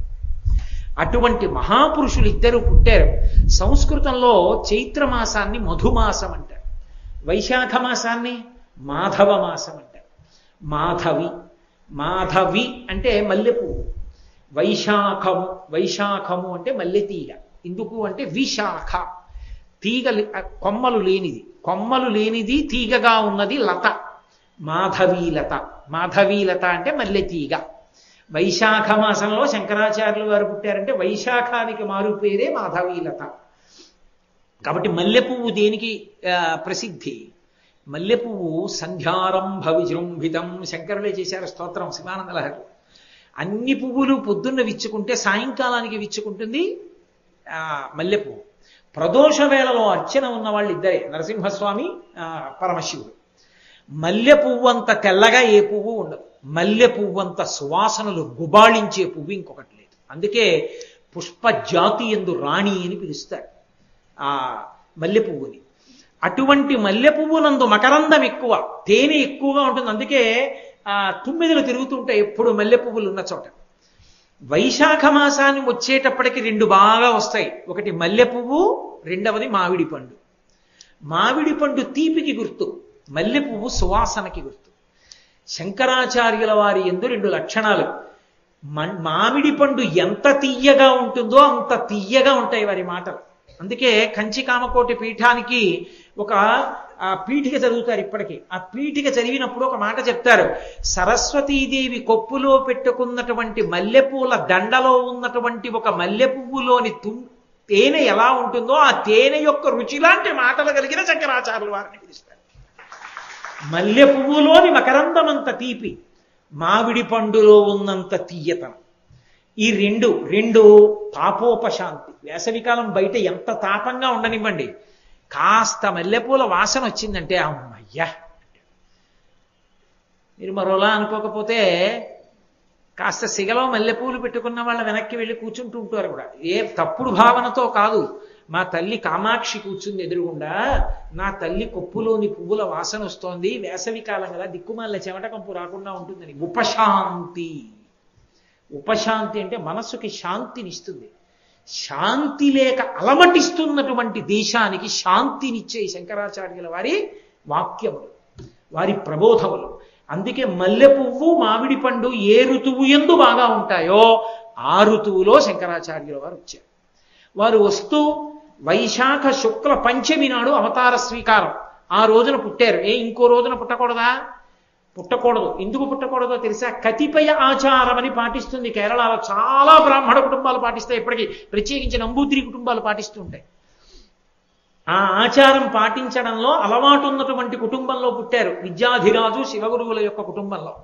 కతిపయ ఆచారము అంటే వాళ్ళు పుట్టినటువంటి పక్షాన్ని, తిథిని, మాసాన్ని ఆధారం చేసుకుని పేరు పెడతారు తప్ప కేవలంగా పేరు పెట్టరు. శంకరాచార్యుల వారు పుట్టింది ఎప్పుడు? వైశాఖ మాసంలో శుక్లపక్షంలో పంచమి తిథి నాడు పుట్టారు. వైశాఖ మాసం మాసములలో రెండవ మాసం, చైత్రము వైశాఖము. కాబట్టి వైశాఖ మాసం 2 వేయండి, గీత పెట్టండి అలా. పక్షాలలో శుక్లపక్షం కృష్ణపక్షం 2 పక్షాలు. మొదటి పక్షం శుక్లపక్షం కాబట్టి శుక్లపక్షంలో పుట్టారు, 2 పక్కన 1 వేయండి, మళ్ళీ గీత పెట్టండి. పంచమి తిథి నాడు పుట్టారు కాబట్టి 5 వేయండి, గీత పెట్టండి, గీత పెట్టి 5 వేయండి. ఇప్పుడు 2, 1, 5. దీన్ని కతిపయ ఆచారము అంటే దీన్ని అక్షరాల్లోకి మార్చుకుంటారు, అప్పుడు పేరు వచ్చేస్తుంది. ఇప్పుడు శంకరాచార్యుల వారు పుట్టినటువంటి మాసము, తిథి, వీటిని తిప్పండి. వైశాఖ మాసం శుక్లపక్షం పంచమి తిథి, వైశాఖ మాసం 2, శుక్లపక్షం 1, తిథి పంచమి 5, 2, 1, 5. అక్షరాల్లోకి మార్చేటప్పుడు తిప్పి మార్చాలి, ఇట్నుంచి ఇటు తిప్పండి. 5, 1, 2. ఇప్పుడు 5, 1, 2 సంస్కృతంలో పట్టిక ఉంటుంది, ఏ అక్షరం ఏ అంకికి సరిపోతుందో. అందుకని తిప్పి ఆ పట్టికలో చూశారనుకోండి, చూస్తే 5, 1, 2 చూస్తే 5 ష, 1 కా, 2 రా, మధ్యలో పూర్ణానుస్వరం శంకర, పక్కన 0 వచ్చేస్తుంది. శకర అంటే పుట్టినవాడు శంకర పేరు గర్హుడు. పుట్టినవాడు శంకరుడు పుట్టాడు, సాక్షాత్ శంకరుడు. శంకర అంటే శంకరోతి ఇది శంకర, లోకానికంతటికి శుభము, మేలు, మంగళము, శోభనము, కళ్యాణము చెయ్యగలిగినటువంటి వాడు పుట్టాడు. జగద్రక్షకుడు పుట్టాడు, కనిపెట్టాడు శివగురు, కనిపెట్టాడు విద్యాధిరాజు. అందుకే ఆ ఆచారం ఉన్న కుటుంబంలో వచ్చింది శంకరావతారం. తిప్పితే ఖచ్చితంగా శంకర వచ్చేసింది. శంకర అని పేరుంచారు, వచ్చినవాడు పరమశివుడు. ఈయన పుట్టిన తరువాత కొన్నాళ్ళకి వ్యాసాచార్యుల వారు ఆ బదరీనాథ్లో ఉన్నటువంటి గోవింద భగవత్పాదాచార్యుల వారికి చెప్పారు, పరమశివుడు అవతారంలోకి వచ్చాడు, దీక్ష తీసుకోవడానికి వస్తాడు, ఇంత దూరం నడిచి వస్తే ఆయన ఉండేదే తక్కువ కాలం, సమయం వృధా అయిపోతుంది, నువ్వే ముందుకెళ్ళిపో నర్మదా నది ఒడ్డుకన్నాడు. నర్మదా నది ఒడ్డుకొచ్చి గుహలో కూర్చున్నారు గోవింద భగవత్పాదులు. అందుకే సన్యాస దీక్షానామం తీసుకునేటప్పుడు పూర్వనామాన్ని తీసేస్తారు, పూర్వనామం తీసి కొత్త నామం ఇస్తారు తప్ప పూర్వనామం తల్లిదండ్రులు పెట్టిన నామం ఏదో ఆ పేరు ఉంచరు. మీరు చూడండి, ఆ ద్వైత సంప్రదాయానికి సంబంధించినటువంటి అత్యంత పూజనీయులైన మహాపురుషులు మధ్వాచార్యుల వారు. మధ్వాచార్యుల వారి పూర్వాశ్రమ నామం వాసుదేవ. ఆ వాసుదేవ తర్వాతి కాలంలో ఆ మధ్వాచార్యుల వారు అని వారు లోకంలో ప్రఖ్యాతి వహించారు. వారికి పూర్ణ ప్రజ్ఞులు అని వేరొక పేరు. అలాగే విశిష్టాద్వైతాన్ని స్థాపించినటువంటి రామానుజాచార్యుల వారి యొక్క పూర్వాశ్రమ నామం లక్ష్మణ. ఆ తరువాతి కాలంలో వారికి సన్యాసాశ్రమ నామం రామానుజాచార్య. అలాగే ఒకానొకప్పుడు గౌరాంగులు అని పేరు. ఈ చైతన్య సంప్రదాయంలో, కృష్ణ చైతన్య సంప్రదాయంలో ఉన్నటువంటి వారికి ఆయనకి చైతన్య మహాప్రభు, కృష్ణ చైతన్య మహాప్రభు అని పేరు పెట్టుకున్నారు ఆయన సన్యాసాశ్రమ స్వీకారం తర్వాత. అంతకు ముందున్నటువంటి నామం గౌరాంగులు. గౌరాంగులు అంటే తెల్లని వర్ణం ఉన్నవారు. ఆశ్రమ స్వీకారం తర్వాత పేరే మారిపోయింది, కృష్ణ చైతన్యులు, నల్లటి కృష్ణుడి యొక్క రంగు ఉన్నవారని మారిపోయింది. పేర్లు మారాయి. తల్లిదండ్రులు పెట్టిన పేరు ఒకటి, సన్యాసాశ్రమం ఇచ్చిన తరువాత గురువు గారు పెట్టిన పేరు ఒకటి. పుట్టినప్పుడు తిథి వార పక్షములను బట్టి ఉన్న పేరు, తల్లిదండ్రులు పెట్టిన పేరు, సన్యాసాశ్రమం తర్వాత గురువు గారు మార్చకుండా వదిలేసిన పేరు కూడా ఒకటే అయిన మహాపురుషులు శంకరాచార్యుల వారు ఒక్కరే. శంకరుల పేరు పుట్టినప్పుడు శంకర, గోవింద భగవత్పాదాచార్యుల వారు సన్యాసం ఇచ్చిన తరువాత కూడా శంకర, మార్చల. ఎందుకు మార్చలేదో తెలుసా? లోక శుభంకరుడు, లోకమునకంతటికీ శుభాలు చేయడానికి వచ్చినవాడు, మంగళప్రదుడు, ఈ పేరు నేనెలా మారుస్తానన్నారు, మార్చల. శంకర ఉంచేశారు. అందుకే శంకర భగవత్పాద. ఏ పాదం పట్టుకుంటే భగవంతుడు దొరుకుతాడో ఆ పాదములున్న మహాపురుషులు వారు. అందుకే వారికి శంకర భగవత్పాదాచార్య. ఆచార్య తాను అనుష్ఠించి చూపించి వేదాన్నంతటినీ కూడా ప్రచారం చేసి వేదాంతర్గతమైన అద్వైత సిద్ధాంతాన్ని స్థాపించిన మహాపురుషులు. 72 అవైదిక మతాల్ని ఖండన చేసి స్థాపించారు. శంకరుల యొక్క గొప్పతనం అంతా ఎక్కడుందంటే, శంకరులు ఉన్న రోజులలో అవతారం స్వీకరించినప్పుడు 72 అవైదిక మతాలు ఉన్నాయి. అందరూ వేదంలో చెప్పినట్టు చెప్పేవారు, కానీ ఎవరూ వేదాన్ని పూర్తిగా ఒప్పుకుని మాట్లాడాల, అవైదికం. అటువంటి 72 మతాల్ని సత్యదండం చేతిలో పట్టుకుని వాదనతో ఖండించి వేదాంతర్గతమైనటువంటి అద్వైత సిద్ధాంతాన్ని స్థాపించి వేదము యొక్క ప్రమాణాన్ని నిలబెట్టిన మహాపురుషులు శంకర భగవత్పాదులొక్కరే. శంకరులు లేని నాడు మిగిలిన జయంతులు లేవు. నేను యథార్థం చెప్తున్నా. శ్రీరామ నవమి, కృష్ణాష్టమి ఇవేమీ లేవు. ఎందుకు లేవంటారేమో, వేదము యొక్క ప్రమాణమే లేదు, తిరస్కరింపబడింది ఆ రోజుల్లో. ఎవడిష్టం వచ్చిన వాదన వాడిది. అలాంటి రోజులలో శంకర భగవత్పాదుల యొక్క అవతారం స్వీకరింపబడింది కాబట్టి, వేదం మళ్ళీ బతికి బట్ట కట్టింది కాబట్టి, వేద ప్రమాణము నిలబడింది కాబట్టి శ్రీరామనవమి, నిలబడింది కాబట్టి కృష్ణ జయంతి, నిలబడింది కాబట్టి నృసింహ జయంతి, నిలబడింది కాబట్టి మహాశివరాత్రి. శంకర జయంతి లేని నాడు ఇవేవి లేవు. ఇన్ని నైమిత్తిక తిథులు చేసుకోవడానికి ఆధారం శంకర జయంతి ఉండడమే. ఆ శంకర జయంతిని చేసుకోకపోతే అంతకన్నా కృతజ్ఞత ఇంకొకటి లేదు. శంకర జయంతి చేసి తీరవలసిందే ఊరూరా ఆయన గురించి చెప్పవలసిందే. అందుకే ఒక్క శంకరాచార్యుల వారి జీవిత చరిత్రని మాత్రం శంకరుల జీవిత చరిత్ర అని పిలవరు, శంకర విజయాలంటారు. శంకరులు ఎక్కడికి వస్తే అక్కడ మహాపురుషుల యొక్క ఆగమనం, అందుకే విజయం చేశారంటారు. పెద్దలు వచ్చారనుకోండి, వారు వచ్చారన్నారు, ఆయన ఇక్కడికి వచ్చారండి అన్నారు, వారు విజయం చేశారండి అంటారు. వారిది శంకర విజయాలన్న పేరు ఎందుకు వచ్చిందంటే, కాలంతో సంబంధం లేకుండా ప్రతి వ్యక్తి యొక్క మనస్సులో స్థిరపడిపోయిన మహానుభావుడు. అందరి గుండెల్లో వారు కూర్చుని ఉన్నారు. ఎప్పుడూ విజయం చేసి ఉన్నవారు కాబట్టి అది శంకర విజయాలు కాదు. శంకరుల జీవితం అంతా జయమే. ఉన్నది 32 ఏళ్ళు, 72 అవైదిక వాదనలను ఖండించారు, సర్వజ్ఞపీఠాన్ని అధిరోహించారు, ఎన్నో జీర్ణ దేవాలయాల్ని ఉద్ధరించారు, చక్రాలు వేశారు, ఉగ్రదేవతల యొక్క ఆ ఉగ్ర తేజస్సుని తగ్గించారు, షణ్మత స్థాపనాచార్యులయ్యారు, పంచాయతీల పూజా విధానాన్ని ప్రవేశపెట్టారు, దశనామి సన్యాసి వ్యవస్థని ప్రవేశపెట్టారు. వారు చెయ్యనిది లేదు, వారు స్పృశించనిది లేదు. ఇన్ని చేసిన శంకరుల జీవితం అంతా జయం జయం జయం జయం. అందుకే శంకరుల పేరెత్తితే జయ జయ శంకర హర హర శంకర, జయ జయ శంకర, వారికి జయం వారికి జయం, వారు ఇక్కడే ఉన్నారు. హర హర శంకర, వారి పేరెత్తితే మా పాపాలు పోయి హరించుకుపోయి మేము వేద మార్గంలో నిలబడగలం. అందుకే జయ జయ శంకర హర హర శంకర, ఈ రెండు తప్ప ఇంకోటి లేవు. శంకర జయంతి వస్తోందంటే రెండు రకాలుగా చేస్తారు. అందుకే శంకర జయంతిని కంచికామకోటి సంప్రదాయంలో అయితే గర్భోత్సవము జననోత్సవము అని రెండుగా చెయ్యాలి. గర్భోత్సవము అంటే శంకరాచార్యుల వారు అవతార స్వీకారం చేసినటువంటి వైశాఖ శుక్ల పంచమికి ముందు 11 రోజులుగా చెయ్యాలి. పుట్టినటువంటి వైశాఖ శుక్ల పంచమి నాడు పూర్తయిపోవాలి. దాన్ని గర్భోత్సవం అంటారంటే అమ్మ కడుపులో ఉన్న 10 నెలలని ఒక్కొక్క నెలని ఒక్కొక్క రోజుగా చేసుకొస్తారు. చేసుకొచ్చి చిట్ట చివర వైశాఖ శుక్ల పంచమి నాడు పూర్తి చేస్తారు. రెండవ సంప్రదాయంలో రెండవ మార్గంలో జన్మోత్సవము అంటారు. అంటే వైశాఖ శుక్ల పంచమి నాడు మొదలు పెడతారు. మొదలుపెట్టి 11 రోజులు చేస్తారంటే అశౌచం తీరి స్నానం అయిపోయింది పిల్లాడికి, అందులో 11వ రోజు వరకు చేస్తారు. ఈ రెండిటిల్లో కూడా చమత్కారం ఏమిటంటే ప్రతిరోజు కూడా శంకరాచార్యుల వారిని పల్లకీలో తీసుకుని ఆ పల్లకీలో జై జై శంకర హర హర శంకర అని నామం చెప్తూ శంకరాచార్యుల వారిని కామాక్షి దేవాలయం చుట్టూ తిప్పి తీసుకొచ్చి అమ్మవారి దేవాలయం దగ్గరికి తీసుకెడతారు. కామాక్షి అమ్మవారి దేవాలయానికి తీసుకెళ్లి కామాక్షి అమ్మవారి దేవాలయంలో కూర్చోబెడతారు.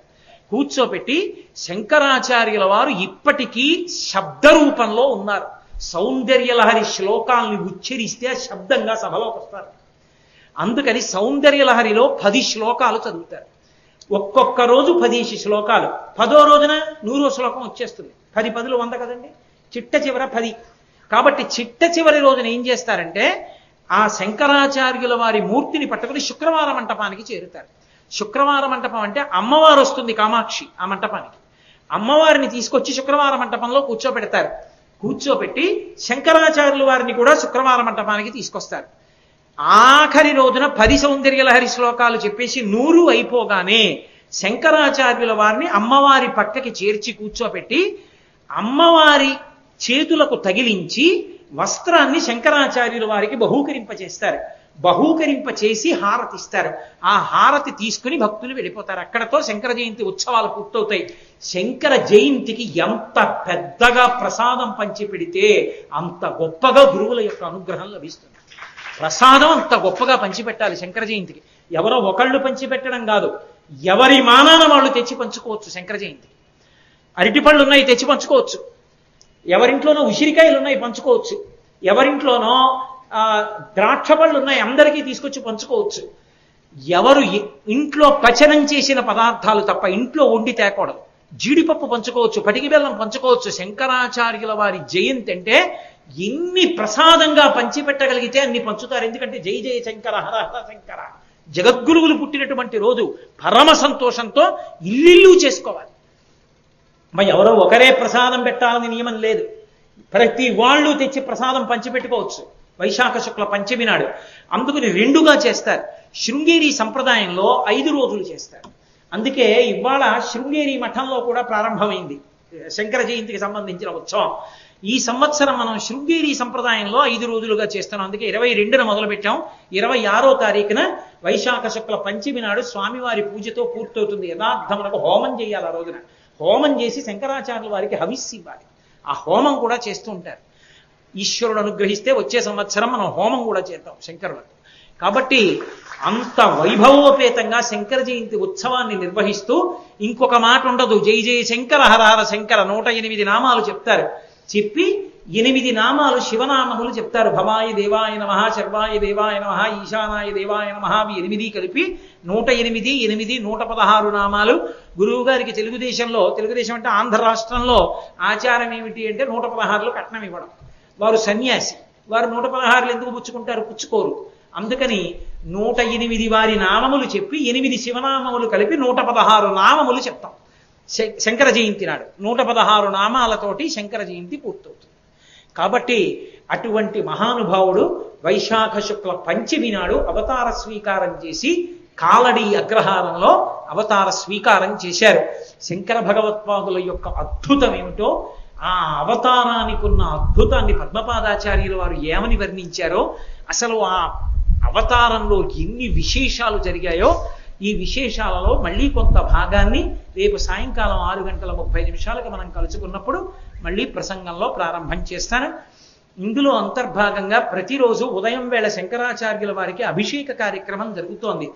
జగద్గురువుల యొక్క అభిషేకం చూడడానికి ఎక్కడెక్కడి నుంచో వెడతారు. మనం ఈ సంవత్సరం ప్రతిరోజు ఉదయం అభిషేకం చేసుకుంటున్నాం. చక్కగా మీలో అవకాశం ఉన్న వారందరూ ఉదయం 8 గంటలకు వచ్చి చూడొచ్చు. అలాగే మనం ఈ ఉపన్యాసం అయిపోయిన తర్వాత ఇప్పుడు తోటకాష్టకం అని ఒక అష్టకం, తోటకాష్టకానికి ఉన్న వైభవం ఏమిటో నేను మీకు ఒక రోజు ఉపన్యాసంలో చెప్తాను. ఆ తోటకాష్టకంతో శంకరాచార్యుల వారికి నమస్కారం చెయ్యాలి. మనందరం లేచి నిలబడి, మీకు తెలుసుదని సంప్రదాయం, నేను చెప్తాను, మీరు చెప్పి శ్లోకం పూర్తయిన తర్వాత ప్రతి శ్లోకానికి చివర మకుటం ఒకటే ఉంటుంది. భవశంకర దేశిక మే శరణం. శంకరులకు దేశికులు అని పేరు. ఎందుకు దేశిక అని పిలిచారు శంకరుల్ని అన్న విశేషాన్ని మీకు ఒక రోజున చెప్తాను. కాబట్టి భవశంకర దేశిక మే శరణం అనేసి అప్పుడు భూమిని ముట్టుకోవాలి. కాబట్టి ఇప్పుడు శంకరాచార్యుల వారిని ఇక్కడ ఉన్న వేదిక మీదకి తీసుకొస్తారు. దాని వలన ఏమవుతుందంటే మనందరికీ ఒక సంతోషంగా ఉంటుంది. జగద్గురువులు ఇక్కడే ఉన్నారు, మనం నమస్కారం చేస్తున్నామన్న సంతోషం కలుగుతుంది. ఇక్కడ శంకరాచార్యుల వారిని తీసుకొచ్చిన తరువాత తోటకాష్టకం చదువుతాం. అయిపోయాక శంకరాచార్యుల వారిని పల్లకీలో పట్టుకుని ఆలయానికి ప్రదక్షిణంగా వెళ్ళి మళ్ళీ తీసుకొచ్చి అదిగో ఆ కింద కూర్చోపెడతారు. శుక్రవార మంటపంలో కామాక్షి అమ్మవారు ఏకాంబరేశ్వరుడితో కూర్చున్నట్టే కూర్చున్నారు. అక్కడికి తీసుకొచ్చి కూర్చోపెట్టిన తర్వాత 10 సౌందర్యలహరి శ్లోకాలు చదువుతారు. చదివిన తర్వాత నీరాజనం ఇస్తారు. ఆ నీరాజనం అందుకుని బయలుదేరాలి. అది శంకర జయంతి జరుపుకోవడం ముందు నుంచి సంతోషం అంటే అలా చేసుకుంటారు. చక్కగా మనం సత్సంప్రదాయంలో ఇప్పుడు అలా చేద్దాం. మీరు శంకరాచార్యుల వారిని తీసుకొచ్చి ఇక్కడ వేయించేపు చేయించండి. తీసుకొచ్చేటప్పుడు చొక్కా బనీన్ లేకుండా ఉన్నటువంటి వాళ్ళే పట్టుకుని చక్కగా తీసుకొచ్చి శంకరుల్ని ఇక్కడ ఉంచండి. ఉంచిన తర్వాత మనందరం లేచి తోటకాష్టకం చేద్దాం. మీ అందరి దగ్గర తోటకాష్టకం ఉంది అని నేను అనుకుంటున్నాను. ఒకవేళ లేని వాళ్ళు ఉంటే రేపటి నుంచి తెచ్చుకోండి. ఒకవేళ ఇవాళ ఉన్నవాళ్ళు, ఒకవేళ లేని వాళ్ళు ఎవరైనా ఉంటే భవశంకర దేశికమే శరణం అన్నది అని భూమిని ముట్టుకోండి. ఒకవేళ మీ దగ్గర ఉంటే నేను శ్లోకం చెప్పిన తర్వాత మీరు చెప్పండి. జగద్గురువులు అక్కడ ఉండగా వారికన్నా ఎత్తులో కూర్చుని నేను నమస్కారం చేయకూడదు. అందుకే నేను కూడా కిందకి దిగిపోయి చెప్పి నమస్కారం చేయిస్తాను.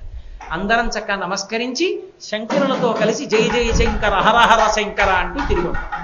కాబట్టి అందరూ లేచి నిలబడండి. మంగళాశాసన వరైహిమదాచార్య పురోగమై సర్వైః పూర్వైరాచార్యై సత్కృతాయాస్తు మంగళం.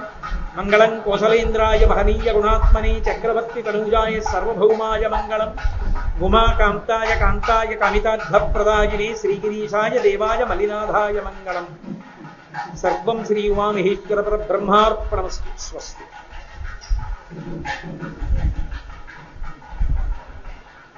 మహితోపనిషత్కథితార్థనిధే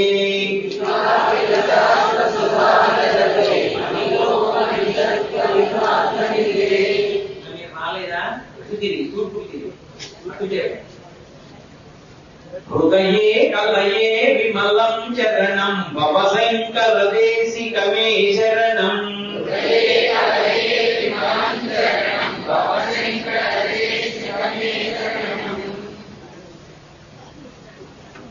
కరుణా వరుణాలయ పాలయ మాం భవసాగర దుఃఖ విదూనహృతం.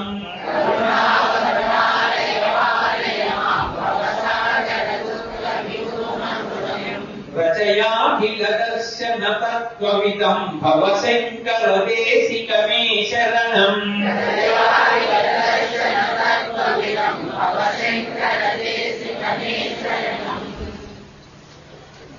భవతా జనతా సుఖితా భవితా నిజబోధ విచారణ చారుమతే.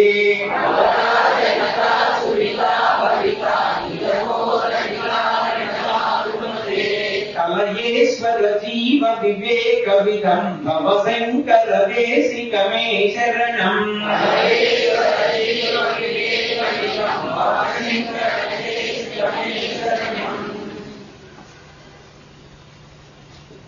భవయేవ భవానితి మే నితరాం సమజాయత చేతసి కౌతుకితా.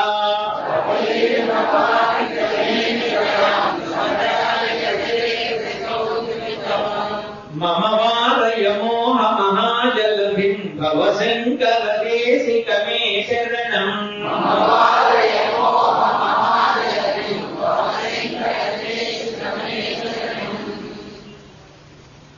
సుకృతేధికృతే బహుధా భవతో భవితా సమదర్శనలాలసతా.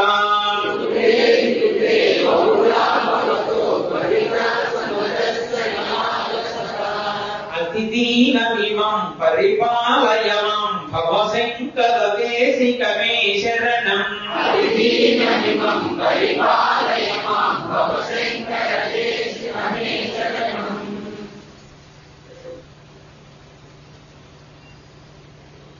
జగతీమవితుం కలితాకృతయో విచరంతి మహామహసశ్చలతః.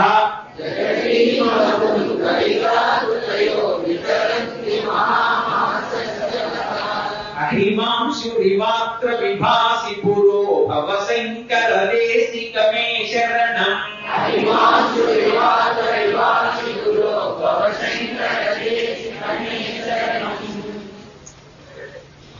కురు పుంగవ పుంగవ కేతనతే సమతామయతాం నహి కోసి సుఖీ.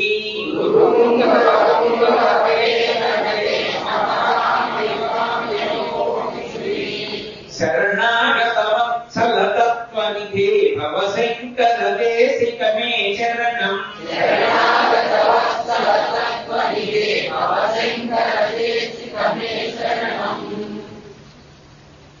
విదిదానమయా విశదైక కళా నచ కించన కాంచనమస్తి గురో.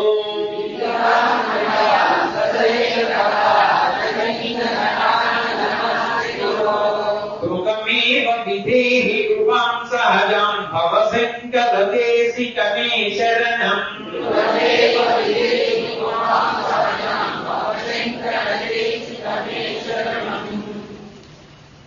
జయ జయ శంకర హర హర శంకర. వదన్యపాణిభ్యో మభయవరదం దైవతం మేఘానైవాసి ప్రకటితవరాభిజభినయా భయాత్రతుం దాతుం ఫలమపి చ వాంఛాసమధికం. శరణ్యే లోకానాం తవ హి చరణాదేవ నిపుణౌ. హరిస్వామారాజ్య ప్రణత జన సౌభాగ్య జననీ పురా నారీ భూత్వా పురరిపుమపేక్షోఘమనయత్. స్మరో విద్వాం నద్వారతి నయనలేఖేన వపుషా. మునీనామప్యంత ప్రభవతి మోహాయ మహతాం. ధను పౌష్పౌ మౌర్వీ మధుకరమయీ పంచవిశిఖా. వసంత సామంతో మలయ మరుదాయోధనరదః. తథాప్యేకం సర్వే హిమగిరిసుతే అమపి కృపాం. అపాంగత్వే లబ్ధో జగదిరమనంగో విజయతే. కణం వంచీదామా హరికలభపుంభస్తననతా. పరిక్షిణామర్చే పరిణత శరచంద్రవదన. ధనుర్భణం పాశమపి సృరాణ కరదలై. పురస్తాదాస్తాం న పురమహితురహో పురుషికా. సుధా సింధో మధ్యే సురవిడపి వటి పరివృతే. మణిద్వీపే నీపో పవనవతి చింతామణిగృహే. శివాకారే మంచో పరమ శివ పార్యంకనిలయం. భజంతి త్వాం ధన్యా కదిచన చిదానందలహరీం. మహిం మునాధారే మణిపూరైక నిలయం. స్వితం స్వాధిష్టానే హృది మరుతమాకాశముఖరీ. మనోబిభ్రూమధ్యే సకలమపి విశ్వాకులపదం. సహస్రాణే మధ్యే సహరహసి పద్యా విహరసే. సుధాధారాధారైశ్చరణయుగళా